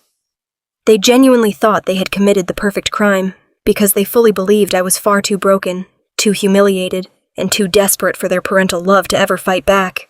But as I sat there in the quiet library, staring at the flashing green light of the plastic USB drive resting in my palm, a profound, terrifying, unshakable calm washed over my entire body. The scared, rejected, desperate daughter, who had cried on their front porch in the freezing cold, simply no longer existed. My family had deliberately forced me to the absolute bottom of the world to serve as their stepping stone, but they had made one catastrophic, fatal miscalculation. They forgot that rock bottom is a very solid, immovable foundation to build upon. I safely ejected the flash drive from the computer terminal, slipped it securely into the deep pocket of my coat, and stood up from the desk. I did not have a home. I did not have a professional career. My credit score was completely destroyed, and I was scheduled to work another grueling graveyard shift in 4 hours. But I possessed the absolute undeniable truth. And as an auditor, I knew better than anyone that the truth backed by undeniable financial documents is the most dangerous and destructive weapon a person can ever wield. With the undeniable proof of my sister's massive financial fraud safely tucked into the pocket of my cheap polyester uniform, a sudden surge of adrenaline carried me through the next 48 hours. I finally had the weapon I needed to clear my name and hold my family accountable. But I quickly learned that holding a weapon means absolutely nothing if you do not have the power or the position to actually fire it. I spent my brief hours of daylight sitting in the freezing parking lots of free legal aid clinics across the county. I had printed out all the documents at the public library, organizing the property deeds, the tax records, and the corporate filings into a neat professional binder. I sat in cramped waiting rooms with peeling linoleum floors, surrounded by exhausted people fighting unjust evictions and minor traffic violations. I wore my only remaining clean sweater, desperately trying to project the image of a respectable professional rather than a homeless woman sleeping in a Honda Civic. When it was finally my turn, I sat across from an overworked, exhausted legal aid attorney. I laid out my binder on her scratched desk. I explained the fraudulent transfer of the $150,000 loan. I showed her how my brother-in-law Bradley had funneled the cash through dummy vendor invoices and parked it safely inside a Delaware shell company. I showed her the all-cash purchase of the luxury lake house in Michigan right before they filed for business bankruptcy. The attorney just stared at me. Her eyes held a mixture of profound pity and absolute helplessness. She gently closed my binder and pushed it back across the desk. She told me that proving federal bankruptcy fraud and piercing a Delaware corporate veil required an entire team of highly specialized forensic accountants and extremely expensive corporate litigators. It was a massive, complex federal case. The free legal clinic simply did not have the resources, the jurisdiction, or the funding to take on something of this immense magnitude. They handled small civil disputes, not multi-state corporate money laundering. She handed me a list of private law firms and gently suggested I call them for a consultation. I walked out of the clinic into the freezing rain and laughed until my chest ached. I had called those private firms. Every single one of them required an upfront retainer of at least $20,000 just to open the file. I was currently debating whether I could afford to add a slice of cheese to my dollar menu burger. I had the smoking gun. I had the complete map of their criminal enterprise. But I was completely locked out of the justice system because my family had successfully stripped me of the one thing required to fight them: money. The crushing reality of my powerlessness settled heavily over my shoulders. As I tied my greasy apron around my waist for another graveyard shift at the Copper Grill, I was utterly exhausted. I was angry. I was holding the literal key to my freedom, but the door was welded shut by poverty. The diner was dead quiet at 2 o'clock in the morning. The only sound in the building was the low, steady hum of the ancient refrigerator unit and the soft clattering of coffee cups in the back kitchen. I wiped down the long laminate counter and pulled my binder out from beneath the cash register. I spread the printed documents across the surface directly under the dim fluorescent lights. I was desperately trying to find a loophole, a backdoor, any possible legal strategy I could execute myself without a law degree. That was when Thomas cleared his throat. Thomas was a fixture at the diner. He came in exactly at 2:15 every Tuesday and Thursday morning. He was a tall, imposing man in his late 60s, with neatly trimmed silver hair, piercing gray eyes, and a rigid posture that commanded instant, unquestionable respect. He always wore a crisp, tailored overcoat, even in the dead of winter, and he only ever ordered one thing: a large black coffee, no sugar, no cream. He never spoke much. He just read his newspaper, drank his coffee, and left a highly generous tip. I had always assumed he was just a lonely widower or a restless insomniac avoiding a quiet house. He sat exactly 2 stools away from my spread of papers. He took a slow sip of his steaming black coffee, his sharp eyes fixed intensely on a specific printout I had highlighted with a yellow marker. "You have a massive discrepancy in your capital gains flowchart," he said casually. His voice was a deep, gravelly baritone that cut perfectly through the quiet diner. I froze completely. I looked at him, then down at my private papers. I quickly moved to scoop them up, feeling a sudden, massive rush of defensive panic. "These are private documents," I said sharply, pulling the binder toward my chest. He did not look away. "If you are going to track illicit misappropriated funds through a Delaware limited liability company," he continued, completely unfazed by my hostile tone, "you have to cross-reference the original loan disbursement dates with the secondary vendor invoices. Whoever drafted this dummy corporation was incredibly sloppy. They left a glaring temporal gap in their asset transfers." I dropped the papers back onto the counter. My heart began to race against my ribs. How could this random quiet man in a roadside diner possibly know about tracing illicit funds through shell corporations? How did he spot a temporal gap in a financial flowchart from 10 feet away? "Who are you?" I asked, my voice dropping to an urgent whisper. Thomas carefully folded his newspaper in half and set it on the counter. He looked at me with those sharp, uncompromising gray eyes. "For 32 years, he said quietly, I was a senior criminal investigator for the Internal Revenue Service. I spent my entire career hunting wealthy, arrogant people who thought they could hide their money in places where the sun does not shine. I retired 5 years ago, but I can still recognize a clumsy money laundering scheme from 10 feet away in a dimly lit diner. Now tell me why a waitress working the graveyard shift is building a federal fraud dossier." I stood there behind the counter, clutching my damp cleaning rag, absolutely stunned by the sheer impossible luck of the universe. I did not hesitate. I pulled out the stool next to him and sat down. I told him absolutely everything. I told him about the $150,000 loan. I told him about my sister Brittany and her husband Bradley. I told him about the sudden bankruptcy, the luxury speedboat sitting in their driveway, the vacation house in Traverse City, bought with pure cash, and my parents' eager, aggressive complicity in destroying my life to protect their golden child. I showed him the property deed. I showed him the tax address, linking the anonymous shell company directly to their suburban mansion. I showed him how they had methodically washed the money out of the boutique just weeks before filing for federal bankruptcy protection. When I finished, I looked at him with desperate, pleading eyes. "You know exactly how this works." I begged him, pushing the binder toward his coffee cup. "You know the federal tax codes. You know the reporting procedures. Please, you have to help me structure this. I cannot get a lawyer. No reputable firm will take my case without a $20,000 retainer. The legal aid office turned me away because the financial crime is too complex for them to handle. You are literally the only person in the city who understands exactly what I am looking at." Thomas looked down at his coffee mug. He did not touch the binder. He let out a long, heavy sigh that seemed to carry the tremendous weight of 1,000 past investigations. "Hannah," he said gently, his tone softening with genuine empathy, "I am deeply sorry for what your family has done to you. It is a horrific, unforgivable betrayal. But I cannot help you. I spent 3 decades fighting these exact battles. I watched unchecked greed tear families apart, and I spent my entire professional career swimming in the darkest, ugliest parts of human nature. I retired because my wife got sick, and I promised her I would leave the chaos and the anger behind. She passed away 2 years ago. I come to this diner because it is quiet and peaceful. I am entirely done with the fight. You need to take these papers to the local field office, drop them on the front desk, and pray a junior agent has enough free time to look at them." I felt the hot tears welling in my eyes, but I absolutely refused to let them fall.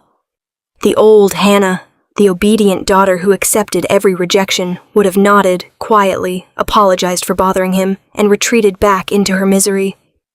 But the new Hannah, the woman who had survived freezing nights in a Walmart parking lot, leaned forward over the counter. My jaw was set with absolute, unbreakable resolve. "I understand you want peace, Thomas," I said, my voice remarkably steady and hard. "But if I take this complex file to a local federal office as a homeless, unemployed waitress, with a ruined credit score, they will throw it directly into the trash. They will not see a legitimate financial crime. They will see a disgruntled, jealous sister looking for an impossible payout. They will not look at the numbers. But the numbers do not lie." I slid the master flowchart I had meticulously drawn across the laminate counter, pushing it right up to his hands. "Just look at it." I challenged him, my eyes burning into his. "Do not look at me. Look at the math. Look at the sheer absolute arrogance of what they did to the system you spent your life protecting. They did not even try to hide the paper trail properly because they truly believed no one would ever care enough to check. They believe the laws do not apply to them. They believe they can destroy an innocent human life, steal federal funds, and buy a luxury lake house with the profits without a single consequence." Thomas stared at the flowchart. The diner was totally silent except for the rain hitting the large glass windows. He traced his finger along the line from the initial bank loan disbursement to the dummy vendor accounts. He followed the fraudulent cash transfers directly into the Blue Lake Holdings escrow account. I watched his eyes narrow. I watched his jaw tighten. I watched the retired, exhausted widower slowly vanish before my eyes, replaced entirely by the veteran federal agent who had spent his life locking up arrogant, untouchable criminals. The blatant, lazy audacity of Bradley's financial structure deeply offended his professional soul.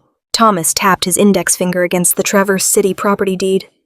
They transferred the stolen funds back across state lines less than 48 hours before officially filing their bankruptcy petition. He murmured, almost talking entirely to himself. That is not just a civil dispute between siblings. That is a direct, deliberate, aggressive violation of federal bankruptcy statutes. It is textbook concealment of assets. He looked up at me, his gray eyes burning with a sudden fierce investigative intensity. If we bring this to the federal prosecutor, he said, his voice dropping to a serious, commanding tone, we cannot just bring a loose theory. We have to bring a completely bulletproof, fully documented, irrefutable package. We have to do the agents' jobs for them so perfectly that they have absolutely no choice but to open an active grand jury investigation. We have to map every single dollar from the moment it left the bank to the moment it purchased that lake house. I nodded slowly, my heart pounding wildly in my throat. I can do the forensic accounting, I said confidently. I know exactly how to build the ledgers and trace the accounts. I just need you to show me how to format the evidence for a formal federal indictment. Thomas took a long final sip of his black coffee. He reached into the inside pocket of his tailored coat, pulled out a heavy silver pen, and drew a sharp, precise circle around the shell company's name on my printed paper. Bring your laptop and every single piece of paper you have to my house tomorrow afternoon, he said, standing up from the diner stool and adjusting his coat. We have a massive amount of work to do. He turned to walk toward the door, but stopped and looked back at me. A dangerous, deeply satisfying smile touched the corners of his mouth. And Hannah, he added, we are not going to charge you a single dime. The wheels of federal justice grind forward with an agonizing, almost unbearable slowness. I learned this brutal reality very quickly over the next 2 months. Thomas and I had spent weeks in his quiet wood-paneled study carefully assembling a master dossier that completely deconstructed my sister and brother-in-law's criminal enterprise. We mapped every single stolen dollar. We highlighted every fraudulent transfer, every fake invoice, and every glaring contradiction in their federal bankruptcy filing. When the packet was finally perfect, Thomas used his old contacts to bypass the standard intake bureaucracy, placing the color-coded binder directly into the hands of a trusted special agent in charge at the local field office. And then we simply had to wait. Waiting is a deeply psychological torture. I was holding a weapon that could obliterate the people who had destroyed my life, yet I still had to wake up every single afternoon, put on my cheap, grease-stained polyester uniform, and serve burnt coffee to angry truck drivers at the diner. I was still officially homeless. I was still sleeping in the freezing back seat of my 10-year-old Honda Civic, rationing cheap bread and using public gym showers. The federal agents were quietly building their grand jury subpoenas, moving meticulously through the shadows. But in the visible world, I was still the absolute loser my family claimed I was. I needed a distraction to keep myself from losing my mind during the long, agonizing graveyard shifts. The distraction arrived on a rainy Wednesday morning, left behind in a vinyl booth by a wealthy customer who had stopped in for breakfast. It was a copy of an upscale, glossy suburban lifestyle magazine, the kind of local publication that caters exclusively to the wealthy elite of our county. The cover featured a beautifully lit professional photograph of a woman standing on the manicured green of the Oak Creek Country Club. She was wearing a flawless designer pastel suit, her golden blonde hair perfectly styled, offering a warm, inspiring smile to the camera. It was my sister, Brittany. I picked up the magazine with trembling hands, my eyes locking onto the bold, elegant headline printed right next to her smiling face. It read, "Rising from the Ashes." How local entrepreneur Brittany Myers overcame devastating financial tragedy to lead this year's Women's Society Charity Gala. A cold, sharp wave of absolute nausea washed over my entire body. I carried the magazine behind the service counter, hiding near the dishwashing station, as I forced myself to read the featured article. The sheer, unadulterated audacity of her lies was breathtaking. The journalist had written a glowing, deeply sympathetic profile about a brave young woman whose beautiful fashion boutique had tragically succumbed to a volatile economy. Brittany had provided highly emotional quotes about the dark days of her business bankruptcy. She spun a magnificent tear-jerking narrative about how losing her dream store had taught her the true meaning of resilience, humility, and the importance of community support. I read the words over and over again, my fingernails digging into the glossy paper. There was absolutely no mention of the $150,000 loan she had forced me to co-sign. There was no mention of the massive luxury speedboat sitting in her driveway, or the secret all-cash vacation home in Michigan she had purchased with the stolen funds. She had successfully packaged her federal fraud into an inspirational sob story, and the wealthy socialites of our suburban community were eagerly eating it right out of the palm of her hand. But the most sickening part of the article was the announcement of the upcoming charity gala. The Women's Society was the most exclusive, fiercely guarded social organization in our entire county. Their annual charity auction was the crown jewel of the suburban social season, a massive, highly publicized event where the local elite gathered to flaunt their wealth and secure their social standing. Brittany had somehow manipulated her fake tragedy to secure the position of keynote speaker and honorary chairperson for the event. The charity they were raising money for that night was a fund dedicated to supporting struggling female entrepreneurs who had faced unexpected financial ruin. The hypocrisy was so profound, so deeply twisted, that it literally made my stomach turn. I needed to know how she had managed to secure such a prestigious, highly coveted position so soon after a major public bankruptcy. High society circles do not typically embrace financial failures with open arms, unless there is a massive amount of money smoothing the way. When my shift finally ended, I took the magazine straight to Thomas's house. Thomas brewed a pot of strong black coffee and sat across from me at his kitchen table, carefully reading the article. His gray eyes narrowed as he scanned the details of the gala.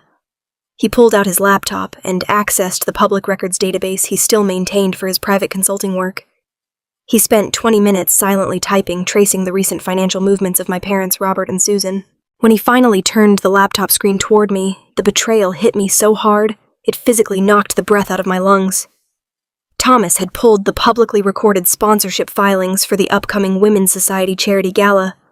Right at the very top of the list, directly under the Diamond Elite Patron tier, were the names Robert and Susan Myers.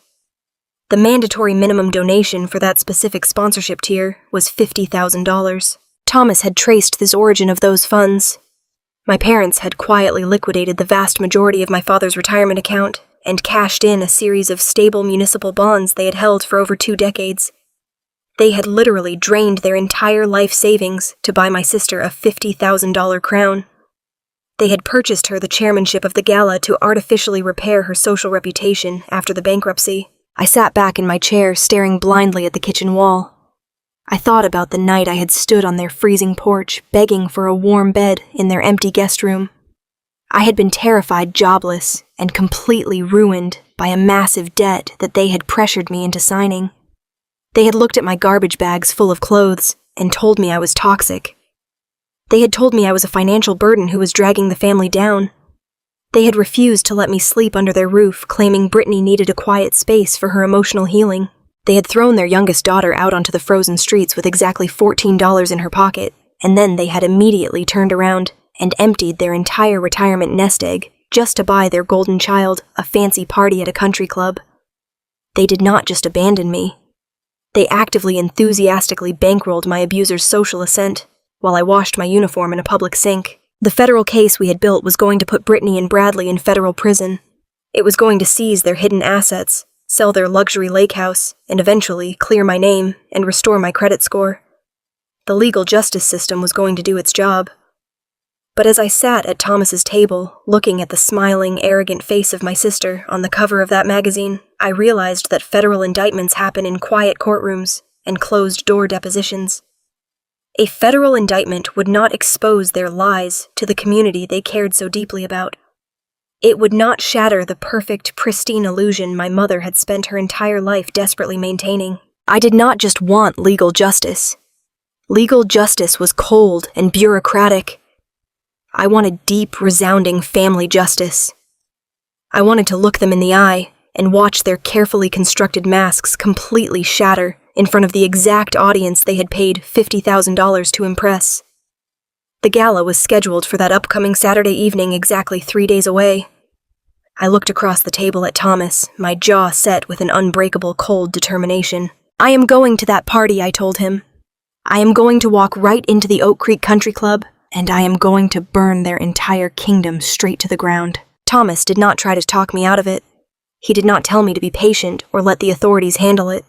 He simply looked at the fierce, unyielding expression on my face and slowly closed his laptop. He understood exactly what this meant to me. He understood that some wounds can only be healed by confronting the monsters who caused them. The immediate problem was logistics. You cannot simply walk through the front doors of the Oak Creek Country Club on the night of their most prestigious gala. The event featured heavily guarded entrances, private security firms, and a fiercely vetted VIP guest list. You had to be an invited local dignitary, a recognized community leader, or a registered corporate sponsor to even get past the valet parking attendants. Thomas poured himself another cup of coffee and leaned back in his chair. "If you want to crash a high society party," he said calmly, "you cannot sneak in through the kitchen. You have to walk through the front door like you own the entire building. They only respect money and status. We are going to give them exactly what they respect." Thomas owned a small, highly respected financial consulting firm he had set up after retiring from the Internal Revenue Service. It was a completely legitimate, fully licensed limited liability company that he used to advise private corporate clients on forensic accounting and tax compliance. The firm possessed a flawless corporate history, a professional website, and a strong banking presence. Thomas logged onto this Women's Society official charity portal. He used his corporate credit card to immediately purchase a $10,000 gold-level corporate sponsorship table for the upcoming gala. It was an astonishing amount of money, but Thomas insisted it was a necessary operational expense to secure our access. The corporate sponsorship guaranteed entry for an executive representative of the firm, complete with premium seating directly in the main ballroom, and full access to the VIP cocktail reception. When the registration portal prompted him to enter the name of the attending corporate executive, Thomas did not use my real name. If Brittany or my mother happened to review the guest list seeing Hannah Myers, would trigger an immediate security alert and a total lockdown. Instead, Thomas registered his firm's senior vice president of forensic auditing. He used my middle name and my grandmother's maiden name to create a perfectly untraceable, completely legal professional alias. Marie Sterling was officially on the exclusive VIP guest list. The next 48 hours were dedicated to a complete and total physical transformation. I had spent 13 months hiding inside oversized, grease-stained polyester diner uniforms. My hair had been constantly tied back under a cheap cap. My skin was pale from exhaustion, and my nails were chipped and raw from scrubbing industrial kitchen floors. If I walked into that country club looking like a broken, defeated waitress, security would immediately flag me as an intruder, regardless of what name was printed on my expensive ticket. I needed to look like a senior corporate executive who casually belonged at a $10,000 table. Thomas called his daughter Sarah, who lived just a few towns over. He explained the situation, omitting the darker legal details, but making it clear that I needed to attend a high society corporate event and required an immediate wardrobe intervention. Sarah arrived the next morning carrying a garment bag and a heavy makeup kit. We spent hours in the guest bathroom of Thomas's house. Sarah meticulously styled my hair, sweeping it up into an elegant, polished updo that instantly made me look older and far more authoritative. She applied professional, understated makeup that completely erased the dark, exhausted circles under my eyes, replacing the tired waitress with a sharp, focused professional. Then she unzipped the heavy garment bag. Inside was a stunning floor-length evening gown in a deep, rich midnight blue. It was not flashy or overly dramatic. It was precisely tailored, exuding quiet, expensive power. It was the kind of dress a successful, confident woman wears when she absolutely knows her own worth. When I slipped it on and looked at my reflection in the full-length mirror, I completely stopped breathing. The terrified, rejected, homeless 13-year-old girl I had been carrying inside my chest for over a decade was completely gone. The exhausted woman who slept in freezing Walmart parking lots had vanished. The person staring back at me was an auditor. She was a professional investigator, holding the undeniable truth, and she looked absolutely lethal. Saturday evening arrived with a cool, crisp suburban breeze. I did not drive my battered Honda Civic to the event. Thomas insisted on providing a proper entrance. He arranged for a sleek, black private car service to transport me from his house directly to the country club. I sat in the spacious, quiet back seat of the luxury sedan. Sleek leather portfolio resting gently on my lap.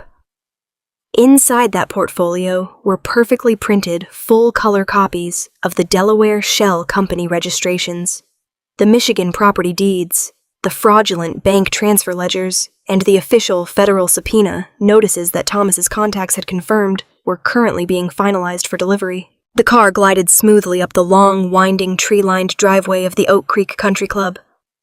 The massive colonial-style clubhouse was illuminated by bright spotlights looking like a glowing fortress of wealth and privilege. Expensive luxury vehicles lined the circular driveway, and men in sharp tuxedos were escorting women in glittering gowns up the wide carpeted steps to the grand entrance. The driver opened my door, offering his hand as I stepped out onto the pavement. I smoothed the midnight blue fabric of my gown, took a deep, steadying breath of the cool evening air, and walked purposefully toward the towering glass doors. A pair of stern-looking security guards in dark suits stood at the main entrance, meticulously checking invitations against digital tablets. I approached the podium with my head held high, my posture projecting the exact kind of bored, impatient arrogance I had seen my brother-in-law display countless times. "Name," the security guard asked, glancing up at me briefly. "Marie Sterling." I said, my voice smooth, steady, and completely calm. "Representing the corporate sponsorship table for Apex Financial Forensics." The guard tapped his screen, scrolling quickly through the VIP list. A moment later, a green checkmark illuminated his tablet. He stepped back, offering a polite, deferential nod, and pulled the heavy glass door open for me. "Enjoy the gala, Ms. Sterling," he said smoothly. I stepped over the threshold and walked directly into the grand, glittering ballroom. The air was thick with the scent of expensive perfume-rich catered food, and the soft, murmuring hum of 300 wealthy guests mingling under massive crystal chandeliers. I scanned the crowded room, my eyes searching through the sea of tuxedos and gowns. I was no longer the invisible, discarded spare daughter. I was the architect of their impending destruction, and I had successfully crossed enemy lines. The trap was set, the evidence was in my hands, and it was finally time to let the music play. The ballroom of the Oak Creek Country Club was an absolute masterpiece of manufactured suburban elegance. Massive crystal chandeliers suspended from towering vaulted ceilings cast a warm golden glow over dozens of round tables draped in heavy white silk. Waiters wearing crisp black vests and pristine white gloves moved silently through the dense crowd, carrying silver trays loaded with tall champagne flutes and delicate, expensive appetizers. The air in the room was thick with the scent of high-end perfume, roasted filet mignon, and the unmistakable, intoxicating aroma of old money. It was exactly the kind of room that was meticulously designed to make the people inside it feel infinitely important. 13 months ago, I was shivering violently in a freezing, broken-down Honda Civic, using my bare, numb hands to frantically brush thick layers of frost off the inside of my own windshield, just so I could see the parking lot lights. Tonight, I was gliding across a highly polished marble floor in a breathtaking floor-length midnight blue evening gown that had belonged to Thomas's late wife. The heavy, luxurious fabric draped perfectly across my shoulders, fitting me as if it had been custom-tailored for this exact moment in time. I did not feel like a fraud, sneaking into a party. I felt like an absolute reckoning preparing to strike. I took a glass of sparkling water from a passing waiter and positioned myself discreetly near the grand sweeping staircase. I wanted to carefully observe the battlefield before making my final move. The room was packed shoulder to shoulder with the suburban elite of our county. Wealthy real estate developers, local politicians, and prominent doctors were laughing loudly, clinking their crystal glasses, and enthusiastically congratulating each other on their tremendous, charitable generosity. The profound irony of the situation was completely suffocating. They were gathered here tonight spending thousands of dollars to support a fund for struggling women, entirely unaware that the glamorous woman they had paid to honor was a ruthless federal criminal who had intentionally rendered her own sister homeless to fund a luxury vacation home. It took me less than 5 minutes to locate my family in the dense crowd. They were proudly holding court near a massive, intricately carved ice sculpture in the very center of the room. Brittany looked absolutely radiant, playing her part to sheer perfection. She was wearing a stunning emerald green designer dress that clung flawlessly to her figure. She was smiling brightly, tossing her golden hair back in practiced musical laughter as she entertained a wide circle of wealthy, attentive donors. Bradley stood faithfully beside her, looking like a confident catalog model, in a custom-tailored tuxedo, holding a heavy glass of expensive scotch, and nodding approvingly at whatever charming lie she was currently telling. And right behind them, beaming with an absolute unrestrained pride, were my parents. Robert and Susan Myers looked like suburban royalty holding court. My mother was wearing a heavy pearl necklace and a sophisticated, shimmering silver evening gown. My father looked distinguished and proud in a sharp, dark charcoal suit. They were standing taller than I had ever seen them, completely intoxicated by their immediate proximity to extreme wealth and elite social status. They had willingly drained $50,000 of their hard-earned retirement money to buy their way into this exclusive circle, and they were visibly savoring every single second of their expensive, fragile illusion. I took a deep, steadying breath, letting the cold, calculating logic of my auditing profession completely override my lingering childhood emotions. I gripped the smooth, cool leather of my portfolio and began walking directly toward them. I did not rush. I walked with the slow, measured, deliberate pace of a woman who completely owned the building. As I closed the distance, the crowd naturally parted for me, their eyes drawn to the quiet authority of the midnight blue gown. My mother was the very first one to see me. She was in the middle of a glowing sentence, proudly bragging to a local county judge about Brittany's incredible emotional resilience when her eyes accidentally locked onto mine across the floor. The words died instantly in her throat. Her flawless, practiced smile vanished entirely, replaced in a fraction of a second by a look of absolute, unadulterated horror. She blinked rapidly and aggressively, as if she genuinely believed she was experiencing a severe visual hallucination brought on by stress. My father immediately followed her terrified gaze. His jaw literally dropped open. Brittany turned around slowly, a polite hostess's smile still frozen on her face until her eyes registered exactly who was standing a mere 3 feet away from her. The warm, rosy color completely drained out of Brittany's cheeks. Hannah, my mother, hissed, her voice instantly dropping to a frantic, venomous whisper so the judge would not hear. "What on earth are you doing here? How did you get in here?" I offered them all a calm, remarkably pleasant smile. It was the exact kind of professional, detached smile you give to a highly difficult client during a tense corporate audit. "Good evening, Mom," I said, my voice perfectly level and entirely devoid of fear. "The gala is absolutely lovely. Brittany did a wonderful job selecting the ice sculpture." My father stepped forward aggressively, using his broad shoulders to physically block me from getting any closer to the wealthy donors standing nearby. "You need to leave right now," he growled, his face flushing a dangerous, blotchy shade of red. "This is a private, ticketed event. You do not belong here. You are going to ruin your sister's night. You are going to embarrass this family in front of the entire community." I stood my ground perfectly. I did not shrink away. I did not drop my gaze to the floor the way I always had when I was a child. "I belong here just as much as you do," I replied smoothly. "Actually, I am a registered corporate VIP guest." My mother lunged forward and grabbed my forearm, her perfectly manicured nails digging painfully through the fabric of my dress into my skin. She tried to physically pull me toward a dark, secluded alcove near the coat check, desperately attempting to hide my existence from the wealthy donors surrounding us. "You are completely insane," she spat, her eyes darting around the room frantically to see if anyone was watching the altercation. "I do not know whose expensive dress you stole, or how you managed to sneak past the valet attendants, but you are going to turn around and walk out that front door right now. If you do not leave this second, I am calling the private security guards and having you physically thrown out into the street for trespassing. I will not let you bring your toxic, chaotic, ruined life into this beautiful room and shame this family." Brittany stepped up right beside my mother, her arrogant confidence quickly returning as she realized I was standing there completely alone. "Call them." "Mom," Brittany commanded, her voice dripping with that old, deeply familiar cruelty. She probably sneaked in through the kitchen loading dock like a rat. Let the security guards drag her out by her hair. It is exactly what a jealous loser deserves. I gently but very firmly removed my mother's trembling hand from my arm.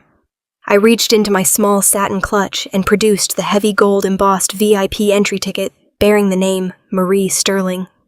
I held it up right in front of their faces so all three of them could clearly see the official corporate sponsor seal shining under the chandeliers. You can absolutely call security if you want to, I said, my tone remaining completely conversational and polite.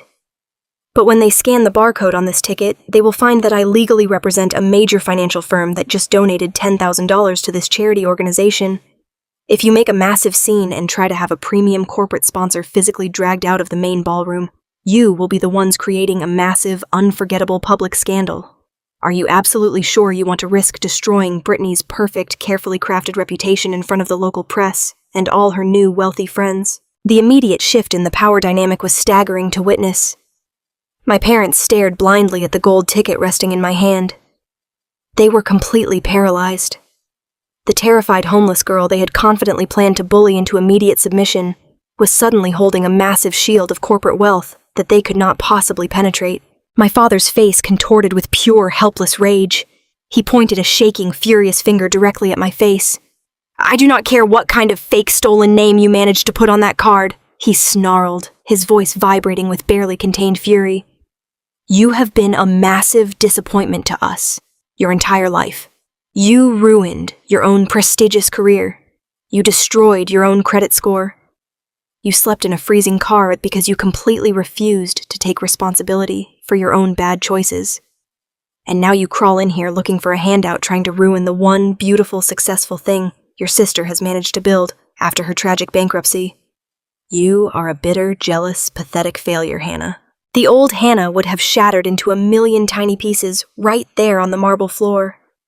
I would have burst into hysterical tears, begged for their parental understanding, and run out of the building to hide in my car.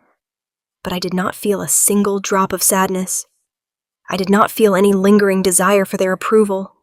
I only felt a profound, deeply clinical pity for the two aging people standing in front of me.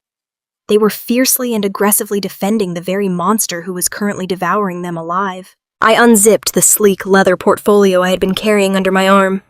I did not yell. I did not cry. I did not cause a scene.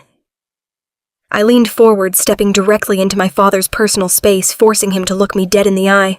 I lowered my voice to a sharp, precise, razor-thin whisper that only the four of us could possibly hear. "I am not here to ruin Brittany," I said quietly, holding his angry gaze. "Brittany ruined herself. I am here to show you exactly what you paid $50,000 to protect." I reached into the portfolio and pulled out a thick, heavy stack of printed financial documents. I did not hand them the complex federal fraud files regarding the boutique or the Delaware Shell Company. They would not have understood those intricate legal structures. Instead, I handed them something far more personal and devastatingly immediate. I placed a certified copy of a residential property title and a corresponding bank statement directly into my father's trembling hands. "Take a very close look at the second page," I instructed, my voice completely devoid of any human emotion. My father frowned deeply, looking down at the crisp white paper. My mother leaned over his shoulder, her brow furrowing in deep confusion as she tried to make sense of the financial jargon. It took exactly 10 seconds for my father's brain to process the harsh, bold numbers printed clearly on the page. I literally watched the realization hit his physical body like a massive current of electricity. The dangerous, angry red flush completely vanished from his face, replaced instantly by a horrifying, ghostly white pallor. His hands began to tremble so violently that the thick paper rattled loudly in his grip. "Robert," my mother whispered, her voice suddenly sounding very small, very frail, and very old. "Robert, what is that? What does that mean?" My father could not speak. His mouth opened and closed repeatedly, but absolutely no sound came out. He just stared at the paper as if it had suddenly burst into hot flames in his hands. "I will tell you exactly what it means, Mom," I said, my voice effortlessly cutting through the elegant classical music playing softly in the background. "It means your perfect golden child did not just steal from me. She stole from you. That document your husband is holding is a home equity line of credit. It was quietly taken out against your house exactly 6 months ago. The total amount borrowed against your property is $250,000. My mother gasped loudly, taking a stumbling, uncoordinated step backward. No, she stammered, shaking her head wildly from side to side. No, that is completely impossible. We own our house free and clear. We paid off our mortgage 5 years ago. We never signed any paperwork for a massive loan. I turned my gaze slowly to Brittany. My sister had completely stopped breathing. She was staring at me with eyes wide, with absolute primal terror. The smug, confident, arrogant socialite had vanished completely, leaving behind a terrified thief who realized the walls were closing in. I know you never signed it, Mom, I continued, my eyes staying locked on my sister's pale face. Brittany signed it. She forged both of your signatures on a comprehensive power of attorney document, falsely claiming to the bank that you were traveling extensively overseas and needed her to safely manage your financial affairs. She used that fraudulent legal document to leverage the entire remaining equity of your family home. She took out $250,000 in your name, and she funneled the cash directly into her personal offshore accounts to help pay for her new lifestyle. My parents were completely frozen in place. The music from the string quartet seemed to fade into a dull, meaningless buzz. But my audit was not finished. I reached back into the portfolio, pulled out the second document, and placed it gently on top of the first in my father's hands. And the reality gets much worse, I said quietly. When you voluntarily transferred $50,000 to the Women's Society last week to buy Brittany this lovely party, you drained the absolute last of your liquid retirement savings. You thought you were just sacrificing your comfort to help her rebuild her life. But because your names are legally on that massive equity loan, the bank requires mandatory monthly payments. Brittany has not made a single payment on that loan in 90 days. My father looked up at me, his gray eyes completely hollowed out by the profound shock of the betrayal. What are you saying? He whispered, his voice cracking horribly. I am saying the bank is initiating active foreclosure proceedings against you, I replied, delivering the final financial truth with brutal clinical accuracy. Because you drained all your remaining cash for this charity party, you have absolutely no capital left in the bank to cure the default. Brittany did not just throw me onto the street to freeze in a car. She secretly mortgaged your home, she stole your life's equity, and she has left you completely and utterly destitute. In less than 30 days, the bank is going to take your house. You are going to lose absolutely everything you own. My mother let out a sound that I will remember for the rest of my life. It was not a scream. It was a high-pitched, breathless wheeze, exactly like a severely wounded animal. Her knees literally buckled beneath her. She grabbed the sharp edge of the ice sculpture display table to keep from hitting the marble floor, her knuckles turning bone white as she fought for balance. My father dropped the papers. They fluttered slowly to the floor, landing perfectly near Brittany's expensive custom designer heels. He turned very slowly to look at his golden child. Brittany was backing away, her hands raised defensively in front of her chest, shaking her head rapidly.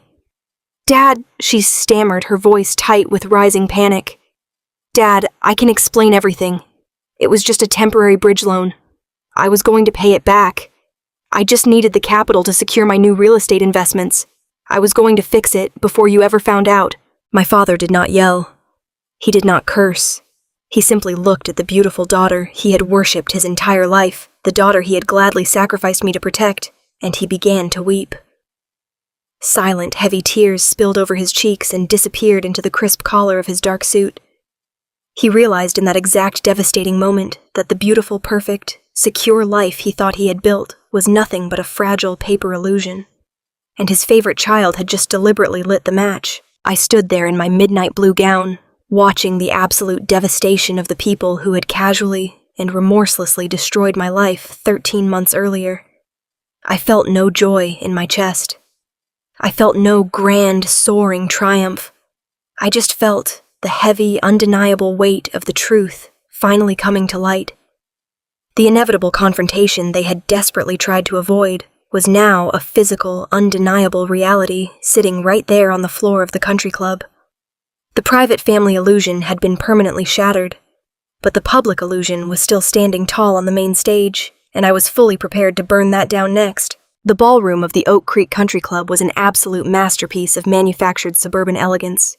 Massive crystal chandeliers suspended from towering vaulted ceilings cast a warm golden glow over dozens of round tables draped in heavy white silk. Waiters wearing crisp black vests and pristine white gloves moved silently through the dense crowd, carrying silver trays loaded with tall champagne flutes and delicate, expensive appetizers. The air in the room was thick with the scent of high-end perfume, roasted filet mignon, and the unmistakable, intoxicating aroma of old money. It was exactly the kind of room that was meticulously designed to make the people inside it feel infinitely important. 13 months ago, I was shivering violently in a freezing, broken-down Honda Civic, using my bare, numb hands to frantically brush thick layers of frost off the inside of my own windshield, just so I could see the parking lot lights.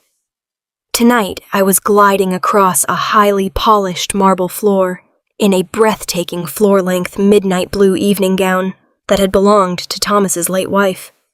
The heavy, luxurious fabric draped perfectly across my shoulders, fitting me as if it had been custom-tailored for this exact moment in time. I did not feel like a fraud sneaking into a party.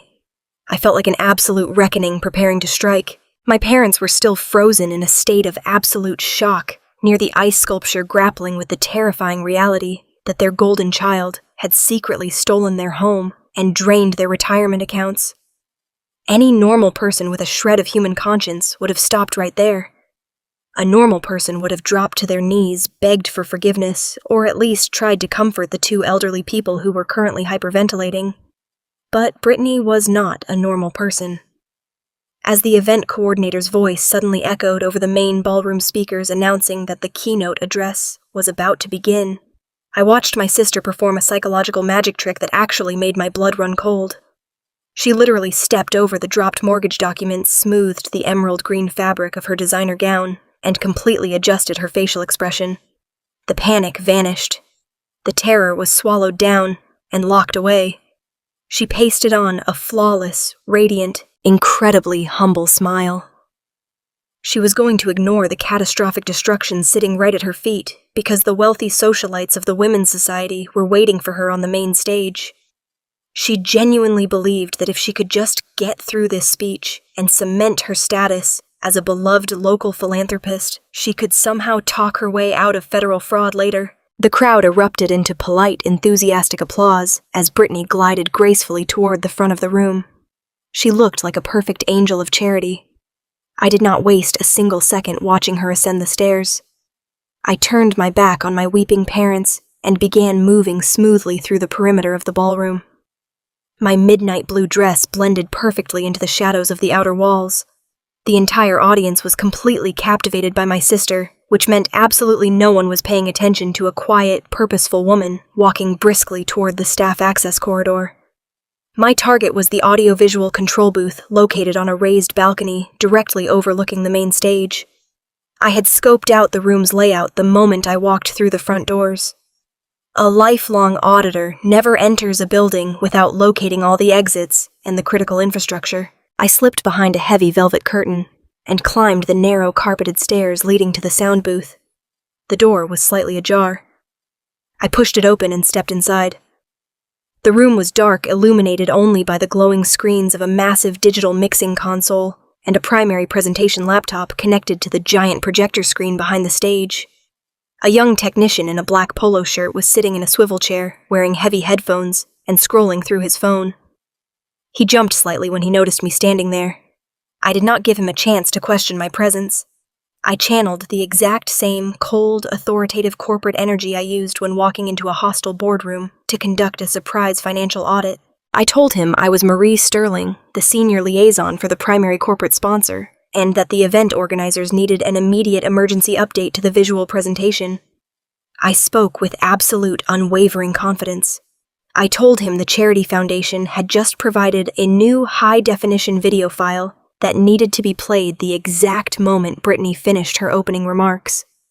I handed him my gold-embossed VIP ticket as proof of my authority. He barely even looked at it.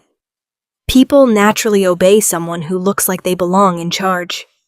He nodded, quickly pulled out his own flash drive, and gestured to the open port on the main presentation laptop. I stepped forward, reached into my clutch, and retrieved the cheap plastic USB drive containing the completely documented financial ruin of my sister's life. I plugged it directly into the system. Through the large glass window of the control booth, I had a perfect, unobstructed view of the entire ballroom. Brittany was standing at the acrylic podium, bathed in a warm, flattering spotlight. The enormous projection screen behind her currently displayed a soft, tasteful graphic of the charity's logo. The room of 300 wealthy donors was completely silent, hanging onto her every word. The audio feed piped clearly through the monitor speakers inside the booth, allowing me to hear every single syllable of her speech. Her performance was absolutely sickening. She spoke in a soft, remarkably vulnerable tone. She told the crowd about the dark, terrifying days when she realized her beautiful fashion boutique was failing. She actually manufactured genuine tears dabbing at the corners of her eyes with a delicate tissue. She spoke passionately about the heavy, crushing burden of unexpected bankruptcy. She talked about the shame of financial failure and how she had to lean on the unconditional love of her husband and the profound grace of her community to survive. She looked out at the audience, pressing a hand to her chest, and delivered a monologue about honesty, compassion, and the power of second chances. She said that true business leaders are not defined by their successes, but by how transparently and bravely they handle their deepest failures. The sheer sociopathic hypocrisy of her words physically revolted me. She was standing there preaching about honesty while wearing a dress bought with stolen money. She was begging for compassion while the sister she had deliberately rendered homeless was standing 50 feet away in the shadows. She was asking for applause for her bravery, completely ignoring the fact that she had just secretly remortgaged our parents' home and left them to face foreclosure. The wealthy audience nodded along sympathetically. Several women in the front row were actually wiping tears from their own eyes. They were completely mesmerized by the beautiful, tragic entrepreneur. I looked at the folder on the laptop screen. I opened it and dragged a specific, meticulously organized presentation file directly into the media player queue. I had spent hours building this presentation in the public library. It was not just a collection of random documents. It was a perfectly paced, visually undeniable timeline of a massive federal crime formatted as cleanly and sharply as a corporate boardroom slide deck. The technician asked me if he should trigger the video now. I held up my hand, my eyes locked on my sister's glowing face through the glass. "Not yet," I told him quietly. Let her finish her sentence. Down on the stage, Brittany took a deep, dramatic breath and prepared to deliver her grand conclusion. She gripped the edges of the podium and looked out at the sea of wealthy donors. "That is why we are all here tonight," Brittany said, her voice echoing perfectly through the massive ballroom. "We are here to support women who have lost everything through no fault of their own. We are here to bring light into the darkness, to demand total transparency, and to prove that the truth will always set you free. Thank you so much for your generous support." The crowd began to erupt into a massive standing ovation. I looked at the technician. "Play it right now," I commanded. He hit the spacebar. The soft, tasteful charity logo on the massive 20-foot projection screen behind Brittany instantly vanished. The ballroom was suddenly bathed in the stark, harsh white light of a high-resolution document scan. The initial applause stuttered and died almost instantly as 300 confused guests looked past Brittany and stared up at the giant screen. The first image was massive, undeniably clear, and legally binding. It was the original commercial loan document for the boutique completely magnified so that the staggering $150,000 principal balance was highlighted in bright, glowing yellow. Right next to it, split screen, was the business bank statement showing the exact same amount of money being wired directly into an anonymous Delaware shell company named Blue Lake Holdings. Brittany was still smiling at the audience, completely unaware of what was happening right behind her head. She thought the sudden silence was a profound emotional reaction to her beautiful words. She even bowed her head modestly. I clicked the remote control arrow on the mixing desk. The slide changed. The next image was the official property deed for the luxury lake house in Michigan. The purchase price of $145,000 was circled in thick red ink. Beside the deed was a crystal-clear massive photograph of the gleaming luxury speedboat sitting in her driveway, complete with a copy of Bradley's personal registration paperwork. At the very bottom of the screen, in huge, unmistakable black letters, was the official tax mailing address, linking the hidden shell company directly to Brittany's personal suburban mansion. The atmosphere in this grand ballroom shifted from polite confusion to absolute horrified shock. The silence was violently broken by a collective echoing gasp from the audience. A prominent real estate developer sitting in the second row actually stood up, pulling his reading glasses out of his pocket to stare at the undeniable evidence of money laundering being projected at 30 feet tall. Whispers ignited across the room, spreading like a wildfire through dry brush. The wealthy socialites, who had just been weeping for her struggles, were now pointing at the screen, their mouths open in disgust. Brittany finally realized something was terribly wrong. Her smile faltered. She looked down at the front row, noticing that no one was looking at her anymore. Every single eye in the room was fixed directly above her head. She turned around slowly, her expensive emerald dress catching the stage lights. She looked up at the massive projection screen just as I clicked the remote control for the third and final time. The last slide was not a financial document. It was a formal, undeniable legal warning. It was a scanned, magnified copy of the official federal grand jury summons and the Internal Revenue Service criminal investigation notice that Thomas had helped me generate from the active federal case file.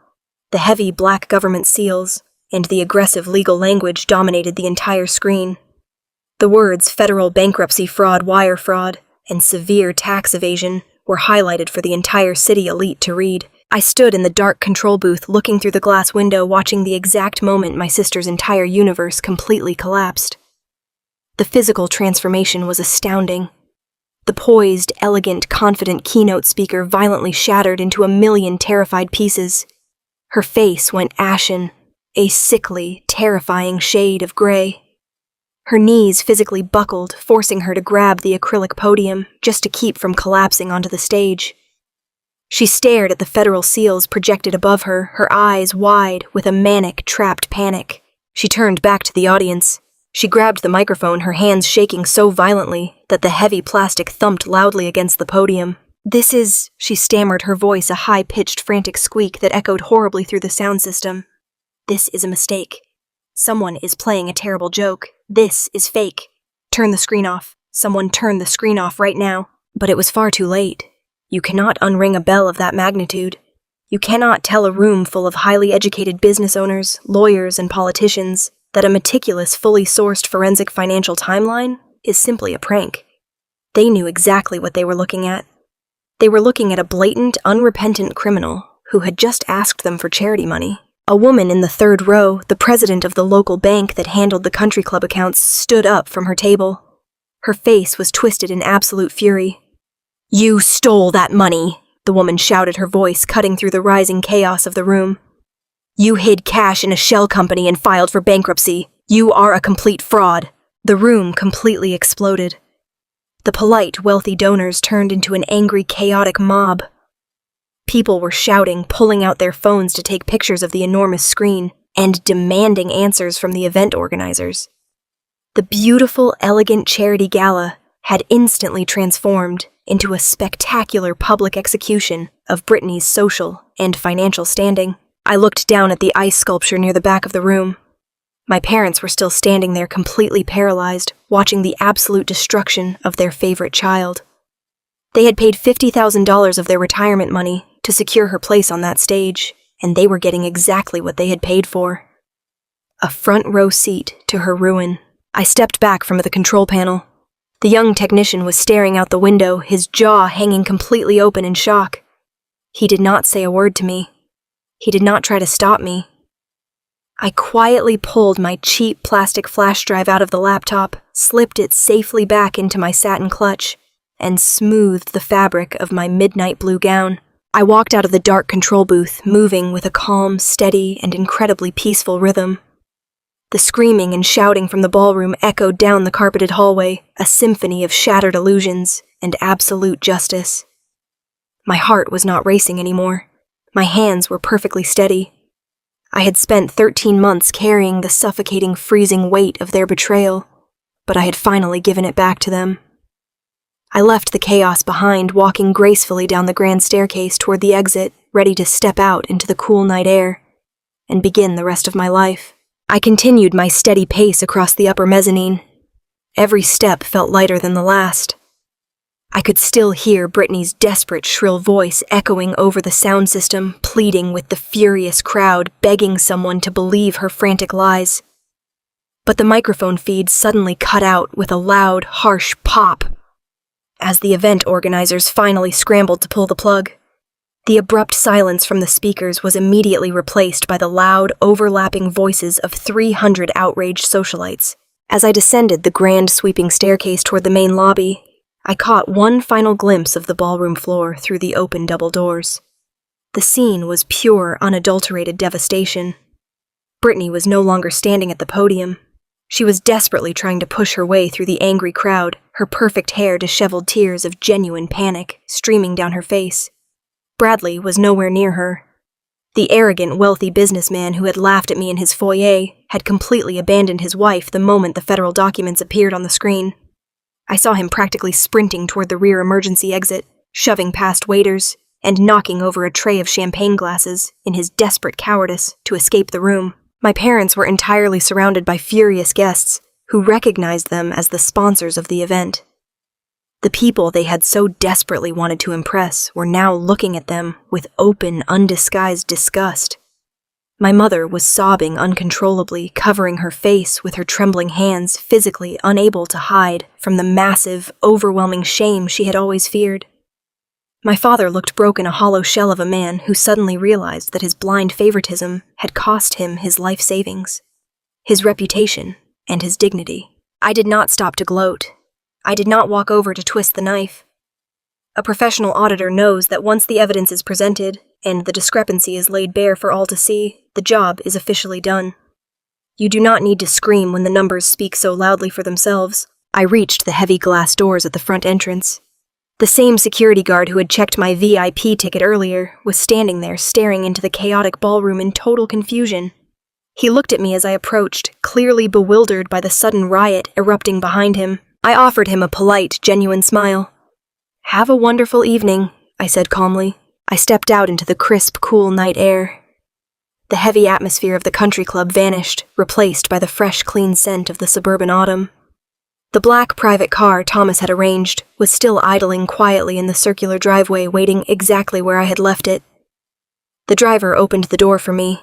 I slid into the luxurious, quiet leather back seat, feeling the soft warmth of the vehicle wrap around me. I leaned my head back against the headrest, closed my eyes, and took a long, deep breath. The freezing nights in the Walmart parking lot, the grueling shifts at the diner, the crushing weight of a massive fraudulent debt. It was all finally over. The truth was out, the trap was sprung, and the glorious, undeniable collapse of their perfect lie had been completely and irrevocably televised. I was no longer a victim. I was the architect of my own justice, and I was finally going home. The flashing red and blue lights of the local police cruisers were already reflecting violently against the tall arched windows of the Oak Creek Country Club, casting eerie, spinning shadows across the crystal chandeliers. Inside the grand ballroom, the situation had completely descended into total, unmanageable chaos. The massive projection screen continued to display the harsh, undeniable federal summons, glowing like a beacon of absolute financial ruin over the entire room.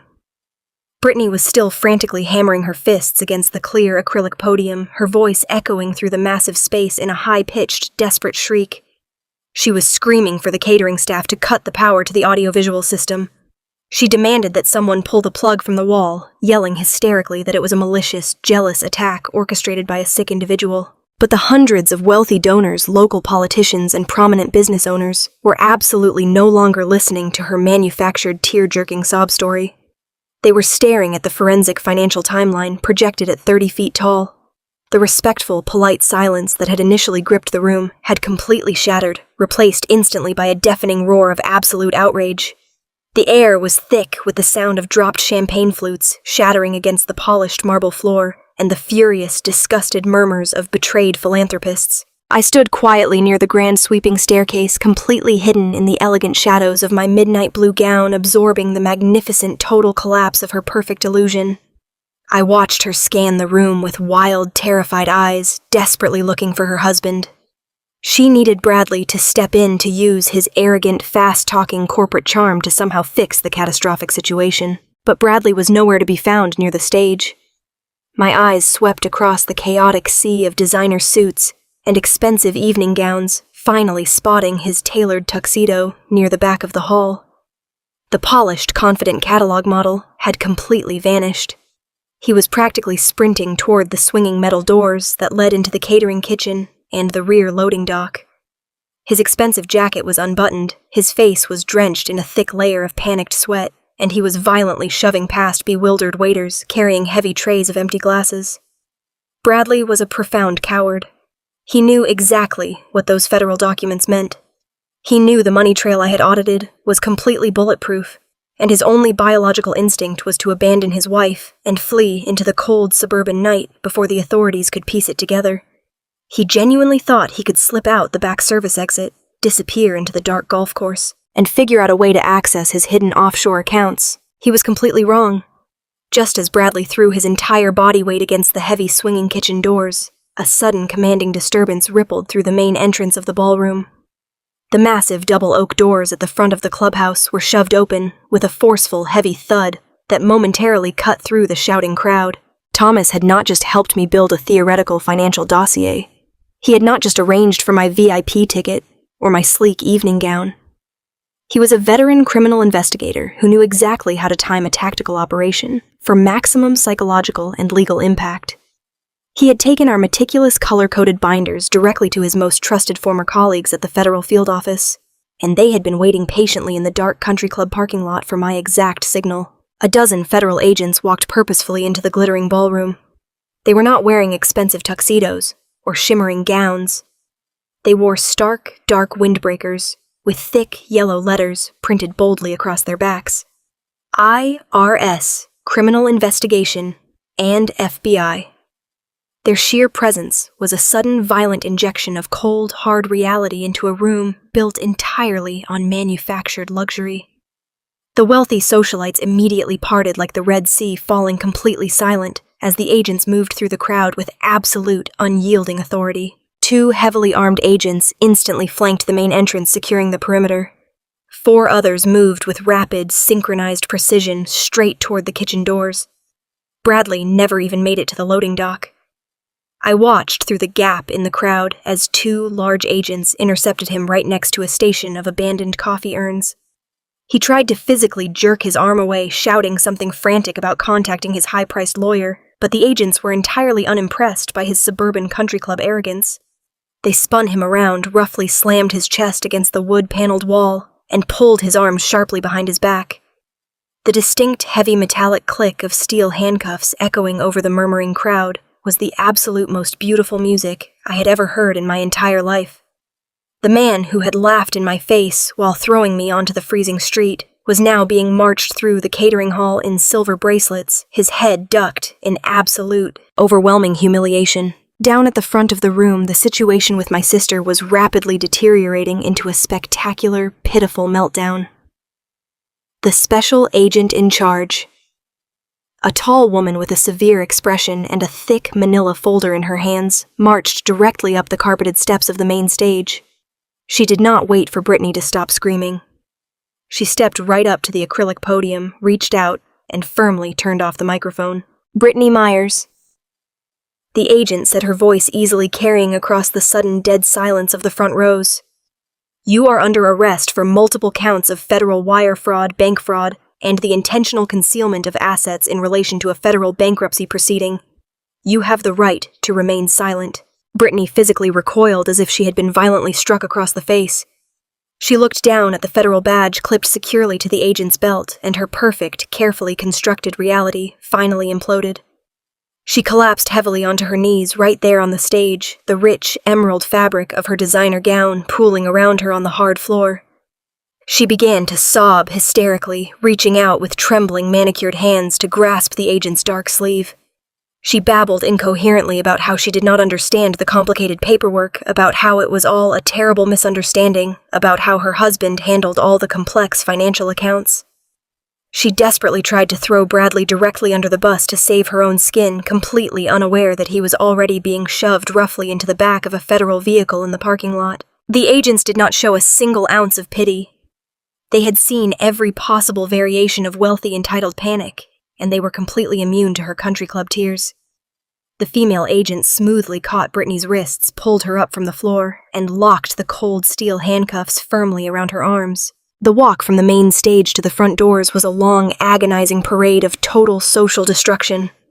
The agents led Brittany directly through the very center of the ballroom. The hundreds of distinguished guests, the prominent doctors, the real estate tycoons, and the wealthy philanthropists she had spent $50,000 to impress stood shoulder to shoulder watching her. They did not look at her with compassion. They looked at her with pure, unadulterated disgust. They held up their phones, recording her weeping, mascara-stained face. The local socialites whispered fiercely to one another, their voices dripping with heavy judgment. Brittany kept her head down, her shoulders shaking violently, with every heaving sob, as she was escorted past the glittering ice sculpture and out through the heavy glass doors, into the flashing red and blue lights of the waiting federal cruisers. The ballroom slowly began to empty.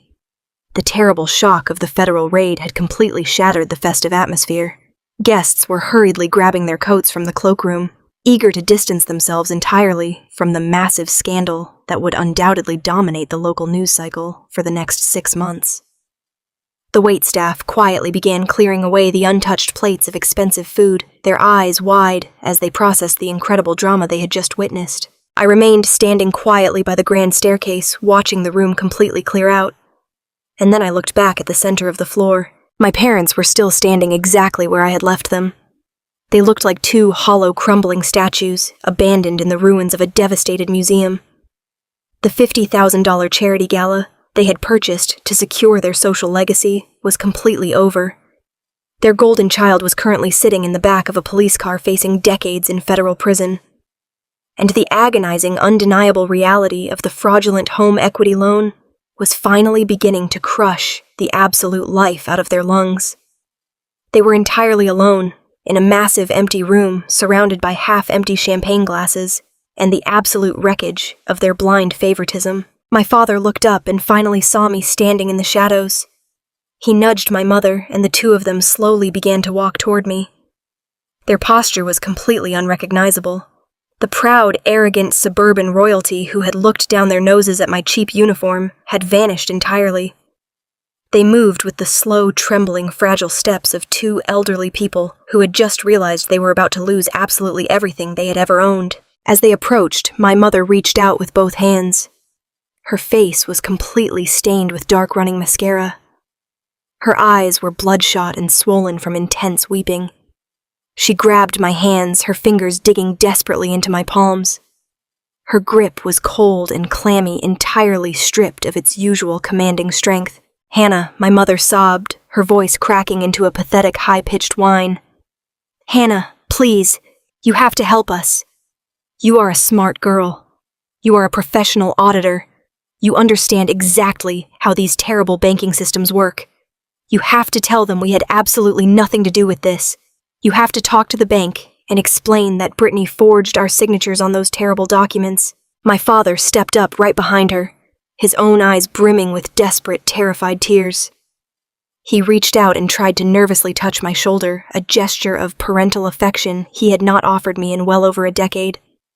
"We are so sorry, Hannah," he pleaded, his voice thick with a suffocating, overwhelming panic. We were completely blind. We made a horrific mistake. We trusted the wrong daughter. But we are going to lose the house. The bank is going to take the only home we have left. We drained our entire retirement account to pay for this stupid party. We have absolutely nothing left. You have to help us hire a lawyer to fight the foreclosure. We are your parents. You cannot just stand by and let us be thrown out onto the street. We are blood. Blood ties mean something, Hannah. You have to save us." I stood perfectly still, letting them pour their pathetic, desperate apologies into the quiet space between us. I looked down at my mother's hands gripping mine. I felt the frantic, terrified energy radiating intensely from her skin. I looked at my father's weeping eyes, begging me to rescue him from the exact same devastating financial ruin he had so eagerly allowed me to fall into 13 months earlier. I thought about the night I stood on their front porch in the freezing rain. I thought about how my mother had looked at my garbage bags full of clothes and told me I was a toxic burden. I thought about how my father had calmly stated that my ruined credit score was my own fault and that I needed to stop dragging the family down. I remembered the exact agonizing sensation of sleeping in the back seat of my car, my joints aching from the bitter cold. Rationing a jar of cheap peanut butter just to stay alive while they sat in their warm, paid-off mansion and laughed about my failure. I did not feel angry anymore. I did not feel the need to scream or shout. I felt absolutely, wonderfully hollow. I slowly and very deliberately pulled my hands completely out of my mother's desperate grasp. I took one single, calculated step backward, creating a firm, undeniable physical boundary between their panic and my peace. I looked them straight in the eyes, my expression as calm, cold, and unyielding as a solid block of ice. "I am so sorry," I said, my voice completely devoid of any emotional warmth. "But I have been extremely irresponsible with my personal credit. I simply do not have the resources to bail you out of your bad decisions. Please do not try to drag me down with you." They were the exact same cruel, callous words my parents had spoken to me when they locked the deadbolt on their front door and left me to freeze in the dark. My mother let out a strangled, breathless gasp. She covered her mouth with her trembling hands, stepping back as if I had physically struck her across the face. My father's shoulders slumped entirely, his head dropping forward in absolute, unrecoverable defeat. They realized in that very moment that there would be no grace, no rescue, and absolutely no forgiveness. The bridge was completely burned, and they were the ones who had proudly handed me the gasoline. I did not wait to see them cry anymore. I simply turned my back on them. I walked smoothly across the marble floor of the country club lobby, the heavy fabric of my midnight blue gown sweeping quietly behind me. I pushed open the heavy glass doors and stepped out into the crisp, clean suburban night. The flashing lights of the police cruisers were gone, taking my sister away to the precise future she had earned. The black private car was idling by the curb, waiting to take me back to a life I was finally ready to build for myself. I did not look back at the ruined building or the broken people crying in the lobby. I just stepped into the warmth of the car, closed the door, and left them alone in the dark. The passage of time always feels remarkably strange when you have just survived a cataclysmic event. A single month can feel like an entire lifetime when every passing day brings a new piece of your stolen life back into your hands. 30 days after I walked out of that magnificent country club, leaving my family to face the absolute ruin of their own malicious choices, the federal justice system finally delivered the resounding conclusion I had fought so desperately to achieve. The heavy, grinding wheels of the legal process moved with stunning precision once the forensic financial roadmap was placed directly in their path. I remember sitting at the small wooden kitchen table in the temporary apartment Thomas had helped me rent, looking down at the thick stack of official court documents that had just arrived in the morning mail. The thick white envelopes bore the unmistakable return address of the federal bankruptcy court and the district prosecutor's office. Opening those envelopes felt like unchaining a heavy iron vault that had been crushing my chest for over a year. The federal magistrate had moved with ruthless efficiency once the depth of the fraud was exposed. Brittany and Bradley saw their entire fraudulent empire instantly dismantled. The court ordered an immediate and total freeze on all their personal and corporate assets. The magnificent luxury lake house in Michigan, the one they had purchased with the money they stole using my name, was formally seized by the government to be liquidated for restitution. The offshore accounts were permanently locked, the dummy corporations were legally dissolved, and the lavish lifestyle they had built upon my suffering was entirely vaporized into thin air. But the absolute most important document in that stack of mail was the official bank decree. The federal court formally recognized that I had been the victim of targeted identity theft and severe financial manipulation. The massive fraudulent loan of $150,000 was completely wiped from my record forever. The overwhelming debt was legally transferred back to the people who had actually spent the money, and my liability was entirely erased. I logged into my financial portal that afternoon, my fingers trembling slightly as they hovered over the computer keyboard. For 13 agonizing months, I had been absolutely terrified to look at that screen. I had been forced to watch my pristine, hard-earned credit score plummet into the dark, abysmal depths of financial ruin. All because my parents decided their golden child deserved a free ride. But when the dashboard finally loaded, the bright numbers staring back at me were no longer a glaring red warning of default and failure. My credit score had been completely and miraculously restored to its original brilliant standing. The numbers were just digital digits on a glowing screen, but to me, they represented absolute unconditional freedom. They meant I was no longer a financial hostage trapped in a system that had unfairly punished me. I was no longer a homeless waitress washing her uniform in a public sink just to maintain a shred of human dignity. I was finally clean. I was whole again, and the world was open to me. That restored credit score was the absolute key to unlocking the door to my beautiful new life. 2 weeks later, I signed the official closing papers on a gorgeous, historic home located in a quiet, leafy neighborhood on the complete opposite side of the city from the people who had betrayed me. It was not a massive, sprawling mansion like the one my parents had desperately tried to protect with their lies.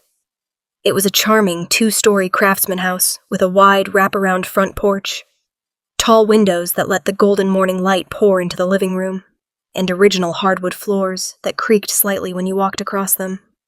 The very first night I spent in that house, I did not even have furniture yet.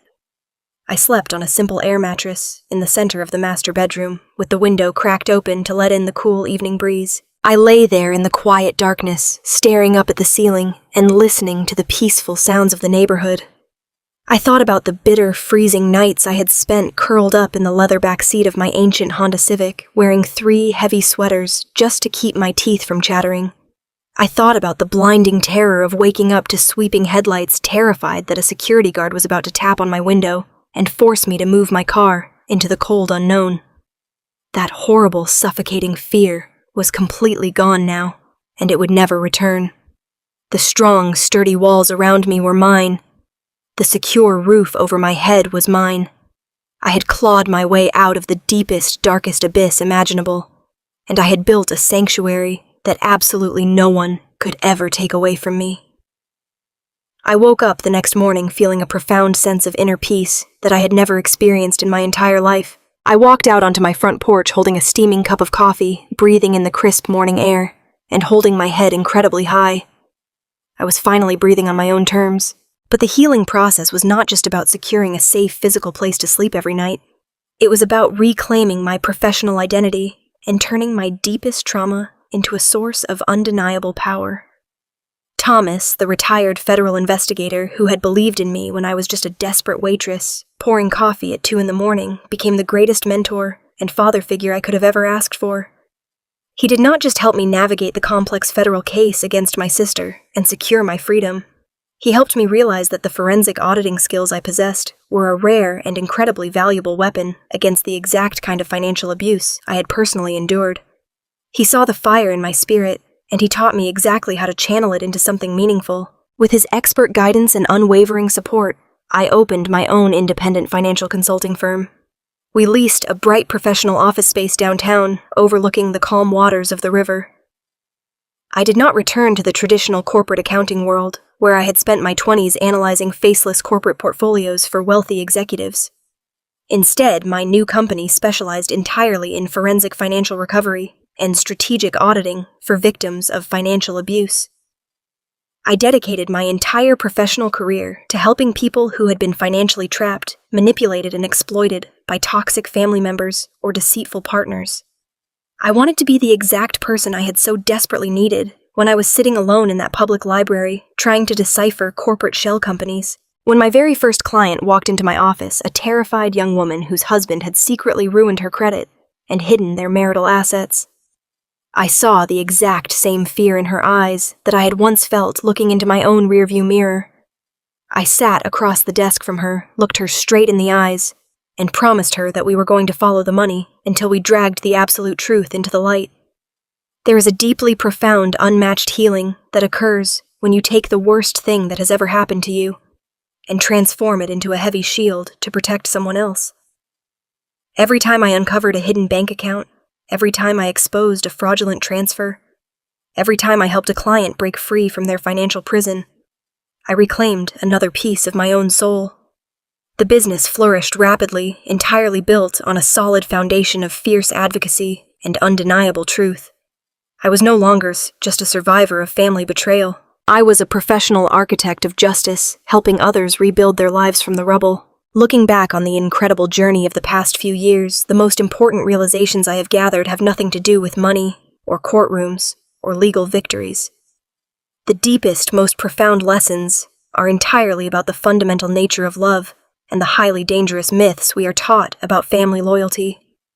From the time I was a little girl, I was conditioned to believe that family loyalty required absolute silent sacrifice, regardless of the personal cost. I was taught that keeping the peace meant swallowing my own pain, and that true love meant continually setting myself on fire just to keep the rest of them warm. My parents genuinely believed that because we shared the same blood, I was permanently obligated to accept their disrespect, their blatant favoritism, and ultimately their completely malicious betrayal. They thought my role was to be the eternal shock absorber for my sister's terrible choices, but I learned the incredibly hard way that biological ties do not automatically generate a loving, supportive family. Blood simply makes you relatives by an accident of birth. Consistency, respect, absolute honesty, and mutual care are what actually make a true family. When a toxic family turns their back on you, when they strip you of your dignity and leave you in the dark to fend for yourself, it feels like a total execution. It feels like they are burying you alive under the crushing weight of their rejection. But that is the greatest illusion of all. They are not burying you at all. They are actually planting you. When you are finally free from the exhausting, suffocating pressure of trying to earn love from people who are fiercely committed to misunderstanding you, you suddenly have all the energy in the world to build your own spectacular empire. You realize that their rejection was actually the greatest gift they could have ever given you because it forced you to finally rely on your own incredible strength. People often ask me if I feel a sense of vindictive joy, knowing that my sister is facing federal consequences and my parents permanently lost their glittering social standing. The honest truth is that I do not feel any hatred toward them anymore. Hatred requires a massive emotional investment that I am simply no longer willing to make. Holding on to anger is like drinking poison and expecting the other person to suffer. The best, most complete revenge you can ever achieve against toxic abusers does not involve screaming matches, physical violence, or dramatic public outbursts. The ultimate revenge is absolute success combined with total, unbothered indifference. It is the quiet, undeniable exposure of the truth. When you rely on the cold, hard mathematical facts, the numbers speak entirely for themselves.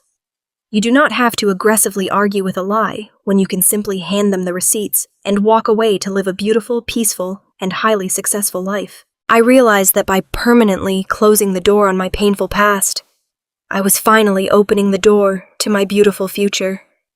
I stopped mourning the supportive family I never truly had and started deeply celebrating the incredible, vibrant life I had built with my own two hands. The cold Ohio winter that almost destroyed me is nothing more than a fading memory, now a distant shadow that only serves to remind me of exactly how bright the sun shines today. I learned how to stand incredibly tall without needing anyone to hold me up or validate my existence. I learned how to trust my own voice, how to honor my own boundaries, and how to fiercely guard the peace that I fought so incredibly hard to secure. My life is full of genuine friends, chosen family, and a career that fills my heart with absolute purpose. If you have watched this story all the way to the very end, I want to take a special moment to speak directly to your heart. I know there are so many of you out there who are carrying the heavy, invisible scars of family betrayal and manipulation. I know exactly what it feels like to be the designated scapegoat, to be the one who is constantly told, "You are not enough," while you watch the people you love blindly protect the ones who are actively hurting you. I know the absolute terror of hitting the rocky bottom of the abyss and wondering if you will ever find the strength to climb back up into the warm light. It is a lonely, agonizing place to be, but you do not have to stay there forever. If you have ever been deeply betrayed by the people you trusted the most, if you have ever been aggressively pushed into the darkness and had to pick yourself up from the absolute bottom to rebuild your entire life from scratch.